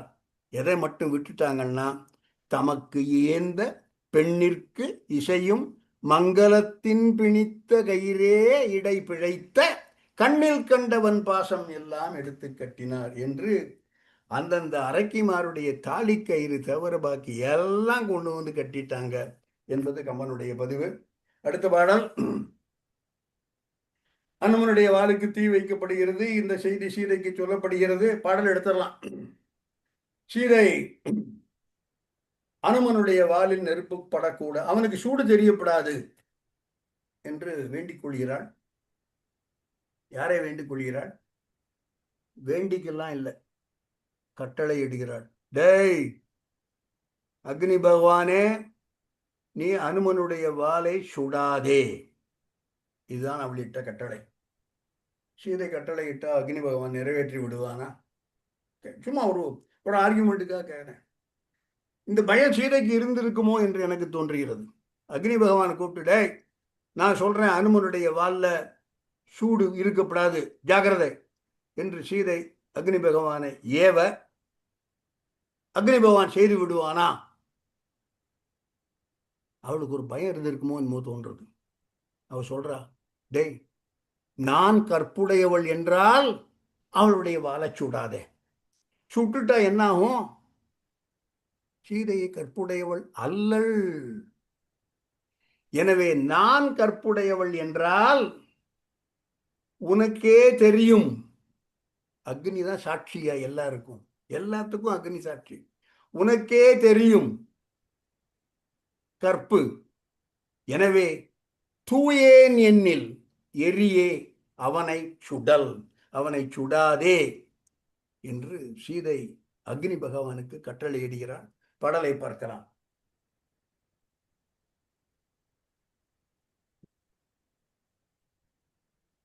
தாயே அணைய கருணையான் துணையை, தாயே அணைய கருணையான் துணையை ஏதும் தகைவிலா, நாயே அணைய வல் அரக்கர் நலிய கண்டால் நல்காயோ, நீயே உலகுக்கு ஒரு சான்று.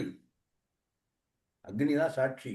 நீயே உலகுக்கு ஒரு சான்று, நிற்கே தெரியும் கற்பு. அதனாலதான் அக்னி சாட்சி, அதனாலதான் அக்னி பிரவேசம் பின்னால. நிற்கே தெரியும் கற்பு அதனில் தூயேன் எனில் எரியே அவனை சுடாதே என்கிறார். அக்னி பகவான் சுடவில்லை. அக்னி பகவான் has decided. உலகத்துல நெருப்பு அப்படின்னு ஒண்ணு இருந்தா அது எல்லாம் ஐஸ் கட்டி மாதிரி இருக்கணும். இப்போ எந்த நெருப்பும் சுடக்கூடாது, எந்த நெருப்பும் அதனுடைய தன்மையை மாறி ஐஸ் கட்டி போல குளிர்ச்சியாக இருக்க வேண்டும் என்று அக்னி பகவான் ஆணையிட, உலகத்தில் எல்லா நெருப்புகளும் அவிந்து போய் ஐஸ் கட்டி மாதிரி குளிர்ச்சியாக இருந்தது. இது கம்பன் சொல்றான். இதுல கம்பன்கிறவன் எப்படி சொல்றான்னா, ஐயா எல்லா நெருப்பும் கொழுந்து போச்சா? ஆமா, எல்லா நெருப்பும் கொழுந்து போச்சு. எது உட்பட? சிவபெருமானுடைய நெற்றிக்கண்ணில் ஒண்ணு இருக்கு பாருங்க, அது முதற்கொண்டு குளிர்ந்து போச்சான் ஐயா. இதுதான் கம்பன். பாடலை பார்க்கலாம். மற்ற இனி பல என் வேலை வடகனல் புவி எழாய கற்றை விங்கனலி மற்றை காயத்தி முனிவர் காக்கும் முற்றுரும் மும்மை செந்தி முப்புறம் முருங்கச் சுட்ட கொற்றவன் நெற்றி கண்ணின் வன்னியும் குளிர்ந்தது அன்றே. மற்ற இனி பல என், ஐயா இது குளிர்ந்தது அது குளிர்ந்ததுன்னு ஒன்று சொல்லி சொல்லி சொல்லி போயிட்டே இருக்க முடியுமா? வேற ஒன்றும் சொல்ல போறது இல்லை. வேலை வட அனல், வடமுகாக்கினி, கடலுக்கடியில் இருக்கும் கொடும் தீ, புவியலாய கற்றை வெங்கனலி நெருப்பு, ஜுவாலையோடு கூடி, கற்றை என்பது ஜுவாலை, தீ கொழுந்து, அதோடு சேர்ந்த எல்லா வகையான நெருப்புகள், மற்ற காயத்தீ, காய் என்பது ஆகாயம், ஆகாயத்தில் இருக்கக்கூடிய நெருப்பு, முனிவர் காக்கும் 3 வகை தீ, காருகபத்தியம், ஆகவனீயம், தட்சிணாகினி என்று 3 வகையான நெருப்புகள் முனிவர்கள் எப்பொழுதுமே அவிந்து போகாமல் ஓம்பிக் கொண்டிருப்பார்கள். அந்த தீ மும்மை செந்தீ முப்புறம் முருங்கச் சுற்ற கொற்றவன் நெற்றிக் கண்ணின் வன்னி அதுவும் குளிர்ந்தது என்று முடிக்கிறான். அனுமன் இலங்கைக்கெல்லாம் தீ வச்சுட்டு போயிட்டான். கடலை தாவி மீண்டும் கிஷ்கிந்தை வருகிறான். கிஷ்கிந்தையில் தன்னுடைய நண்பர்களை சந்திக்கிறான். முதலில் அவன் சந்திப்பது ராமனை அன்று. ஏன்னா ராமன் இருப்பது கிஷ்கிந்தை, இவனுடைய நண்பர்கள் இருப்பது மகேந்திரமலை. நாங்குநேரி பக்கத்தில் இன்னும் ஒரு மகேந்திரமலை இருக்குன்னு சொல்றாங்க. அங்க இருக்கும் தன்னுடைய நண்பர்களை சந்திக்கிறான். என்னடா ஆச்சு, போயிட்டு வந்திய ட்ரிப் என்ன ஆச்சு அப்படின்னு. சக்சஸ்ஃபுல் அப்படின்னு சொல்லி எல்லாம் சொல்றான். என்னெல்லாம் சொல்றான் அதை ஒரு பார்வை பார்க்கிறான் கம்பன். பார்க்கலாம். பாடலை போடலாம். ஆண்டகை தேவி உள்ளத்து அருந்தவம் அமையச் சொல்லி, ஆண்டகை தேவி, ஆண்டகை என்பவன் ராமன், அவனுடைய தேவி சீதை, அவனுடைய உள்ளத்து அருந்தவம், ஆண்டகை தேவி உள்ளத்து அருந்தவம் அமையச் சொல்லி, முற்றிலுமாக டீட்டெயில்டாக எல்லாம் சொல்லி, பூண்ட பேர் அடையாளம் கை கொண்டதும், சூளாமணி பூண்ட பேர் அடையாளம் கை கொண்டதும், இவன் கொடுத்த கனையாழி 2ம் புகன்று போரில் நீண்ட வாழ் அரக்கரோடு நிகழ்ந்ததும், நெருப்பு சிந்தி மீண்டதும் விளம்பான் தான் தான் தன், அந்த வார்த்தை மிஸ் ஆயிருக்கு சுந்தரராஜன். தான் தன் வென்றியை உரைப்ப வெள்கி. எல்லாம் சொல்லிட்டாங்க. சீதையை பார்த்தேன், நான் கன்னியாடி கொடுத்தேன், சூளாமணி கொடுத்தா, எல்லாம் சொல்லியாச்சு. ஆண்டகை தேவி உள்ளத்து அருந்தவம் அமையச் சொல்லி பூண்டபெயர் அடையாளம் கை கொண்டதும் புகன்று சொல்லாம விட்டது எதுன்னா, போரில் நீண்டவாள் அரக்கரோடு நிகழ்ந்ததும் பஞ்சசேனாதிபதி வதம், கிங்கரர்கள் வதம் எல்லாவற்றையும் சொல்லி நெருப்பு சிந்தி மீண்டதும், இலங்கைக்கு எரிவூட்டி மீண்டதும் சொல்லான் விளம்பான். ஏனென்றால் தான் தன் வென்றியை உரைப்ப வெக்கப்பட்டான் அனுமன். அவனுடைய பணிவு அடேங்கப்பா. அனுமன்கிற பாத்திரம் சொல்லப்போனால் சில சந்தர்ப்பங்களில் ராமனை விட உயர்ந்து நிற்கிறதோ என்று தோன்றுகிறது. அடுத்த பாடல் எடுத்துடலாம். இதை அநேகமாக இறுதி கட்டத்திற்கு வந்து கொண்டு இருக்கிறோம். எடுத்துடலாம். அனுமன் வருகிறான் மகேந்திரமலை. அங்கிருந்து எல்லா வானர சேனையுமாக கிஷ்கிந்தை வருகிறார்கள். ராமனும் சுக்ரீவனும் உட்கார்ந்து பேசிக் கொண்டே இருக்கிறார். ராமனுக்கு பெருங்கவலை. என்ன வல்லியே, என்ன வல்லியே, என்ன செய்தி வருமோ, என்ன செய்தி வருமோ என்று. அனுமன் வருகிறான். ராமன் முன்னிலையை எய்துகிறான். ராமனை பார்க்கிறான். ராமன் அனுமனை பார்க்கிறான். அண்ணலும் நோக்கினான், அவனும் நோக்கினான். இங்கே ரெண்டு பேரும் பார்க்கறாங்க. ராமனை பார்த்து கும்பிட்டானா? இல்லை. ராமனுக்கு கால்புறம் காட்டி, ராமனுக்கு முதுகுப்புறம் காட்டி தென் திசை இருந்த திசையை நோக்கி அனுமன் தென் திசையை நோக்கி கும்பிட்டு கீழே விழுந்து பணிகிறான். ராமனுக்கு ஒரு மரியாதையும் கிடையாது. சொல்ல போனால் இங்கே இந்த இடத்துல ஒரு பாட்டை வருது. பெருந்தெய்வம் என்று சீதையை சொல்லிவிடுகிறான். ராமா, இதுவரைக்கும் நீ என் தெய்வம், ஆனால் இப்பொழுது இவள் பெருந்தெய்வம் என்று ஒரு 5-6 பாடல் கழித்து சொல்லுகிறான். ராமனை பார்த்து எந்த விதமான மரியாதையோ எந்த விதமான ஒரு முகமன் புரோட்டோகால் இதெல்லாம் சொல்லாமல் சீதை இருக்கும் திசை பார்த்து ராமன் பக்கம் காலை நீட்டிக்கொண்டு அனுமன் தொழுகிறான். இது செய்தி. செய்தி இதுல இல்லை. இதை பார்க்கிறான் ராமன். அவனுக்கு ஒரே சந்தோஷம். அனுமன் தன்னை அவமதித்து விட்டாங்க, இல்லை சந்தோஷம். அடேங்க அப்பா. அனுமனுக்கு சொல்லின் செல்வன் என்று ஒரு பட்டம் உண்டு. ஐயா, இதுவரை பல இடங்களில் அவன் சொல்லின் செல்வன். இங்கே அவன் சொல்லாட்டாலும் செல்வன். ஒரு வார்த்தை பேசல ராமன்ட்ட. சொல்லாத செல்வன், சொல்லின் செல்வன், சொல்லாவிட்டாலும் செல்வன். அவன் தான் அனுமன். என்ன பண்ணறான் பாருங்க. இதை பார்க்கறான். அதை பார்க்கறான் ராமன். அந்த பாடலை போடலாம் சுந்தரராஜன்.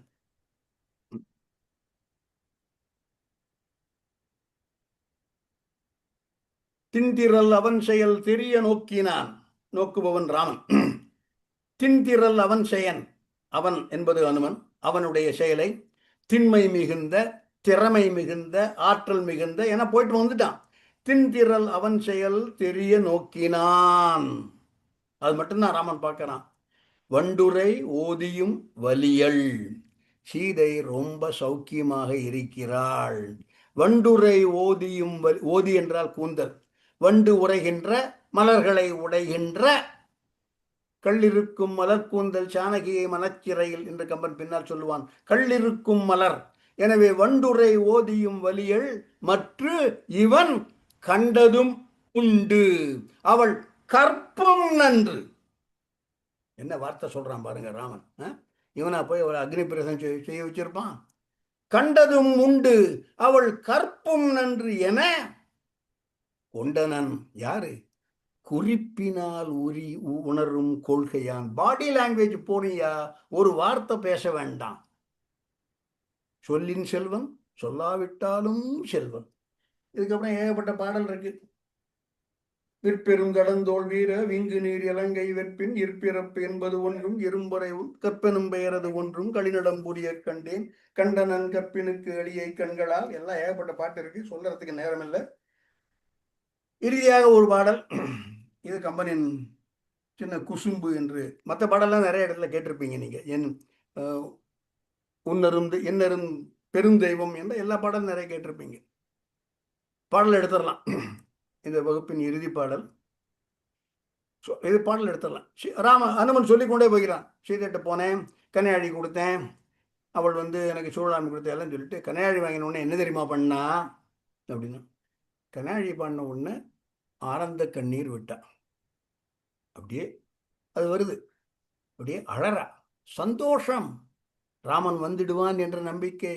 ராமனுடைய கனையாழி தன் கைக்கு வந்திருக்கிறது, ராமதூதன் கொண்டு வந்து கொடுத்திருக்கிறான். சந்தோஷம் சந்தோஷம், அழறா அழறா. கையில் இருக்கிற அந்த அந்த கனையாழி மேல அப்படியே கண்ணீர் ஆறாக பெருகுகிறது.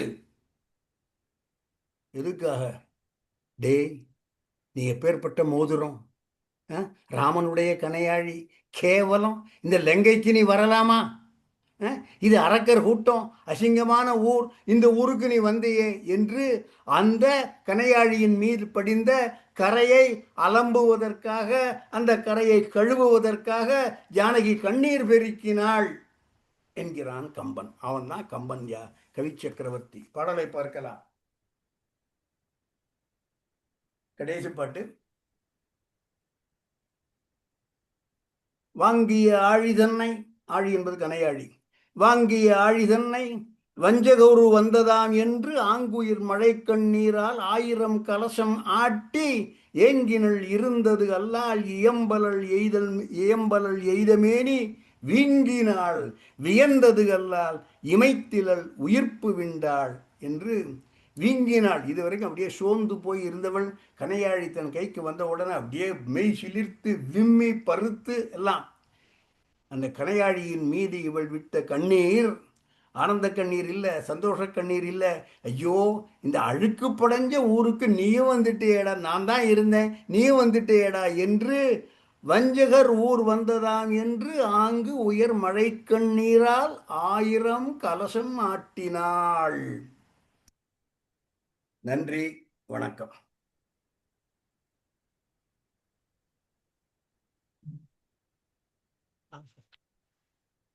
அருமை சார். கம்பன் அடி கண்ணல் என்ற தொடரில் இன்றைக்கு நீங்கள் வழங்கிய முத்துக்கள் அத்தனையுமே அப்படியே மனதில் பதிந்திருக்கின்றன. ரொம்ப அருமையான பாடல்களை தேர்ந்தெடுத்து நீங்கள் எங்களுக்கு கொடுத்தீர்கள்.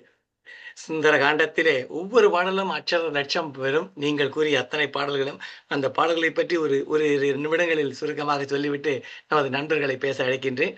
இன்னும் சில நிமிடங்கள் இருக்கின்றன. ஐ திங்க் பாடல்கள் ராமனுக்கு சேது, அனுமனுக்கு ராமநாமம் என்று துவங்கினீர்கள் பாடலை. பிறகு ஒரு மின்னல் விளக்கு மாற்றால் தேவலோக பெண்கள் விளக்கிய கம்பனின் அருமையான அற்புத பாடல். பூக்கள் பயத்தில் அந்தரங்கத்தில் தொங்கி நட்சத்திரமாகும் அதிசய பாடல். அறம் வெல்லும் பாவம் தோற்கும் என்று காப்பிய கருத்தை கம்பன் கூறிய பாடல். ராவணனை பார்த்ததும் அவன் தலையை உருட்டாமல் செல்ல வேண்டி இருக்கின்றதே என்று அனுமன் தவித்த பாடல். அசோகவனத்தில் துயரற்று அழுது அறிவிலல் என்று புலம்பும் பாடல். சீதை இலக்குவனை வைத்த சொல்லை நினைத்து உயிரை துறக்க நினைத்த பாடல். மீண்டும் சீதை நான் கற்புடையவள் என்று எப்படி நிரூபிப்பேன் என்று தவிக்கும் பாடல். இறுதியில் சீதை இங்கு உயிரினம் இல்லை என்று உயிரை மாய்த்து கொள்ள துணியும் பாடல். அனுமனை கண்ட சீதை கற்பை பணயமாக வைத்து உலகம் 49 உலகம் இருக்கும் வரை இன்று போல் என்றும் இருப்பாய் என்று வாழ்த்தும் பாடல். அனுமன் மிகவும் தன்னடக்கமாக தன்னை அறிமுகப்படுத்திக் கொள்ளும் பாடல். அனுமன் சீதையிடம் என் தோள் மீது ஏறி என்று உன்னை ராமனிடம் சேர்க்கின்றேன் என்று வேண்டும் பாடல். அதில் உள்ள நயம். சீதை தன் சொல்லாலே அரக்கனை சுடுவேன் எனும் துணிச்சலாக கூறும் பாடல். இறுதியில் சீதை இன்னும் 1 மாதத்தில் நான் ராமன் வரவேண்டும், இல்லையே ஆவி வெடிக்கலேன் என்று கூறும் பாடல். 2 மாதரை சிந்தையாலும் தொடேன் என்று ராமன் சீதைக்கு செவ்வரம் தந்த பாடல். சீதை இலக்குவனிடம் அவனுடைய கடமையை நினைவுறுத்தும் தர்க்க ரீதியான பாடல். அனுமனின் அசைக்க முடியாத நம்பிக்கை ராமன் சீதையை மீட்பான் என்ற கருத்தை கம்பன் கூறிய பாடல். அனுமன் பாலில் கட்டிய கயிறு பற்றி கம்பன் தெரித்த பாடல். நான் கற்புடையவள் என்பதால் நீ அவளை சுடாதே என்று சீதை அக்னி பகவானுக்கு கட்டளையிடும் பாடல். சீதை அப்படி கூறியதும் சிவன் கண்ணில் இருக்கும் தீ உட்பட அனைத்தும் ஐஸ்கட்டியாக மாறியது என்று கம்பன் கூறிய அருமையான பாடல். அனுமன் சீதையை கண்டதை நண்பரிடம் அனுமன் சீதையை கண்டு இலங்கையில் புரிந்த வீர செயல்களெல்லாம் சொல்லாமல் சொன்ன தன்னடக்கமாக சொன்ன பாடல். ராமனை கண்டு அனுமன் அவனை விட்டு சீதை இருக்கும் திசையை நோக்கி வணங்கும் பாடல். சொல்லின் செல்வன் சொல்லாமலும் சொல்லும் செல்வன் அனுமன் என்னும் கம்பன் கூறிய பாடலை இயக்கியவர்கள் விளக்கிய பாடல். கனையாடிய கண்ட சீதை கண்ணீரால் அதை புனிதப்படுத்தினாள் என்று வருந்திய செய்தி கூறிய அனுமனின் பாடல், இப்படி அத்தனை பாடல்களையும் நமக்காக தொகுத்து வழங்கி அருமையாக நம்மை அழைத்து சென்றார் இயக்கியவர்கள். அவர்களுக்கு கோடான கோடி நன்றி குவிகம் சார்பாகவும் கேட்ட நண்பர்கள் சார்பாகவும். நான் இறுதியாக நமது நண்பர் முகுந்தன் அவர்களை நன்றி உரை கூறும்படி அன்புடன் கேட்கின்றேன். நமக்கு நேரம் அதிகமாக இல்லை. டாக்டர் மீனாட்சி பேசணும் சொல்றாங்க பாருங்க. ஆமா, அவங்க மீனாட்சி பேசி முடித்த பிறகு நன்றி வரை முகுந்தன் சார் சொல்லிடும். மீனாட்சி. தேங்க்யூ. ஏன்னா இது எவ்வளவு பெருசா ஐயா எப்படி சொல்ல போறாங்கன்னு ரொம்ப யோசிச்சுட்டு இருந்தேன். ரொம்ப அழகா சொல்லிட்டாங்க. எனக்கு 3 விஷயம் தான் குயிக்கா சொல்லிடுறேன். அருந்ததி அப்படின்னு ஒரு பாடல்ல அவர் சொல்றதா அதுல வந்தது. அருந்ததி அப்படின்னு அவரு ஆஞ்சநேயர் விழிக்கிறதா. அருந்ததிக்கு பேர் கணவன் பேசும்போது இடைமறித்து பேசாத பெண் அப்படின்னு பொருள் சொல்றாங்க. அருந்ததினா குறுக்க பேசுறவன், எழுத்து பேசுறவன், வால்யூம் இன்க்ரீஸ் பண்ணி பேசுறவன். அருந்ததினா அது நல்லா இருந்தது. அப்புறம் சிரஞ்சீவி, அவர் வெத்தலை அங்க பக்கத்துல அந்த வெத்தலையை தூக்கி போட்டு நீ சிரஞ்சீவியாருன்னு சொன்னதுனால இன்னைக்கு வரையும் வெத்தலை மேல சாத்துறோம் அப்படிங்கிறது ரொம்ப அந்த சொல்லின் செல்வன் பின்னாடி ராமர் கொடுக்குற பட்டம். ஆனா அவர் முன்னாடியே அதுக்கு தகுதியானவன் 1 month கேரண்டி வாங்கி ப்ரூவ் பண்ணிட்டார். அந்த இடத்த ரொம்ப அழகா ஐயா விளக்கி சொன்னாரு. அது ரொம்ப நல்லா இருந்தது. அந்த நமஸ்காரம் பண்ணும்போது இவருக்கு பேக் காமிச்சுட்டு தென் திசையை நோக்கி நமஸ்காரம் பண்ணது அவர் செயலிலும் செல்வர் அப்படிங்கறது அவரு தான் ப்ரூவ் பண்ணிட்டாரு. அந்த இருமாதிரை தொடேன் அப்படிங்கிறது நம்ம கணக்குப்படி கம்பர் மனிதனா காட்டினா கூட தெய்வமா காட்டினாலும் ராமர் ஸ்ரீதேவி, அந்த ஸ்ரீதேவி கிட்ட கல்யாணம் அன்னைக்கே ப்ராமிஸ் பண்றாரு நான் பூதேவி பக்கம் போக மாட்டேன்னு. நிறைய ஆப்ஷன் டெம்டிங்கா வர்றது. இந்த அயோத்தி நகரமே ஒரு கிடைக்கிறது. கிஷ்கிந்தாலையும் ஒரு ராஜா ஆயிருக்கலாம், ஸ்ரீலங்காக்கும் ஒரு ராஜா ஆயிருக்கலாம். ஆனா கிஷ்கிந்தால தூக்கி சுக்ரீவன் உட்கார வச்சுட்டு அந்த இருமாதிரை தொடல. அயோத்தி ராஜ்யத்தையும் இந்த பூதேவியை தொடாம அவர் தன்னோட கொடுத்த ப்ராமிஸை காப்பாத்தினாருங்கிறது ரொம்ப நல்லா இருந்தது. எல்லாத்துக்கும் மேல நான் புரிஞ்சுட்டது என்னன்னா, அந்த லெஃப்ட் ஓவர் ஒண்ணு இருந்தது. சிவனுடைய கண்ணுல இருந்த அந்த நெற்றி கணல்ல இருந்த அந்த கணல் கூட தணிந்து விட்டது, அந்த ஐஸ் கட்டி. ஆனால் ஐயோ பாவம், ராவணனுடைய காமத்தி மட்டும் குறையவில்லை.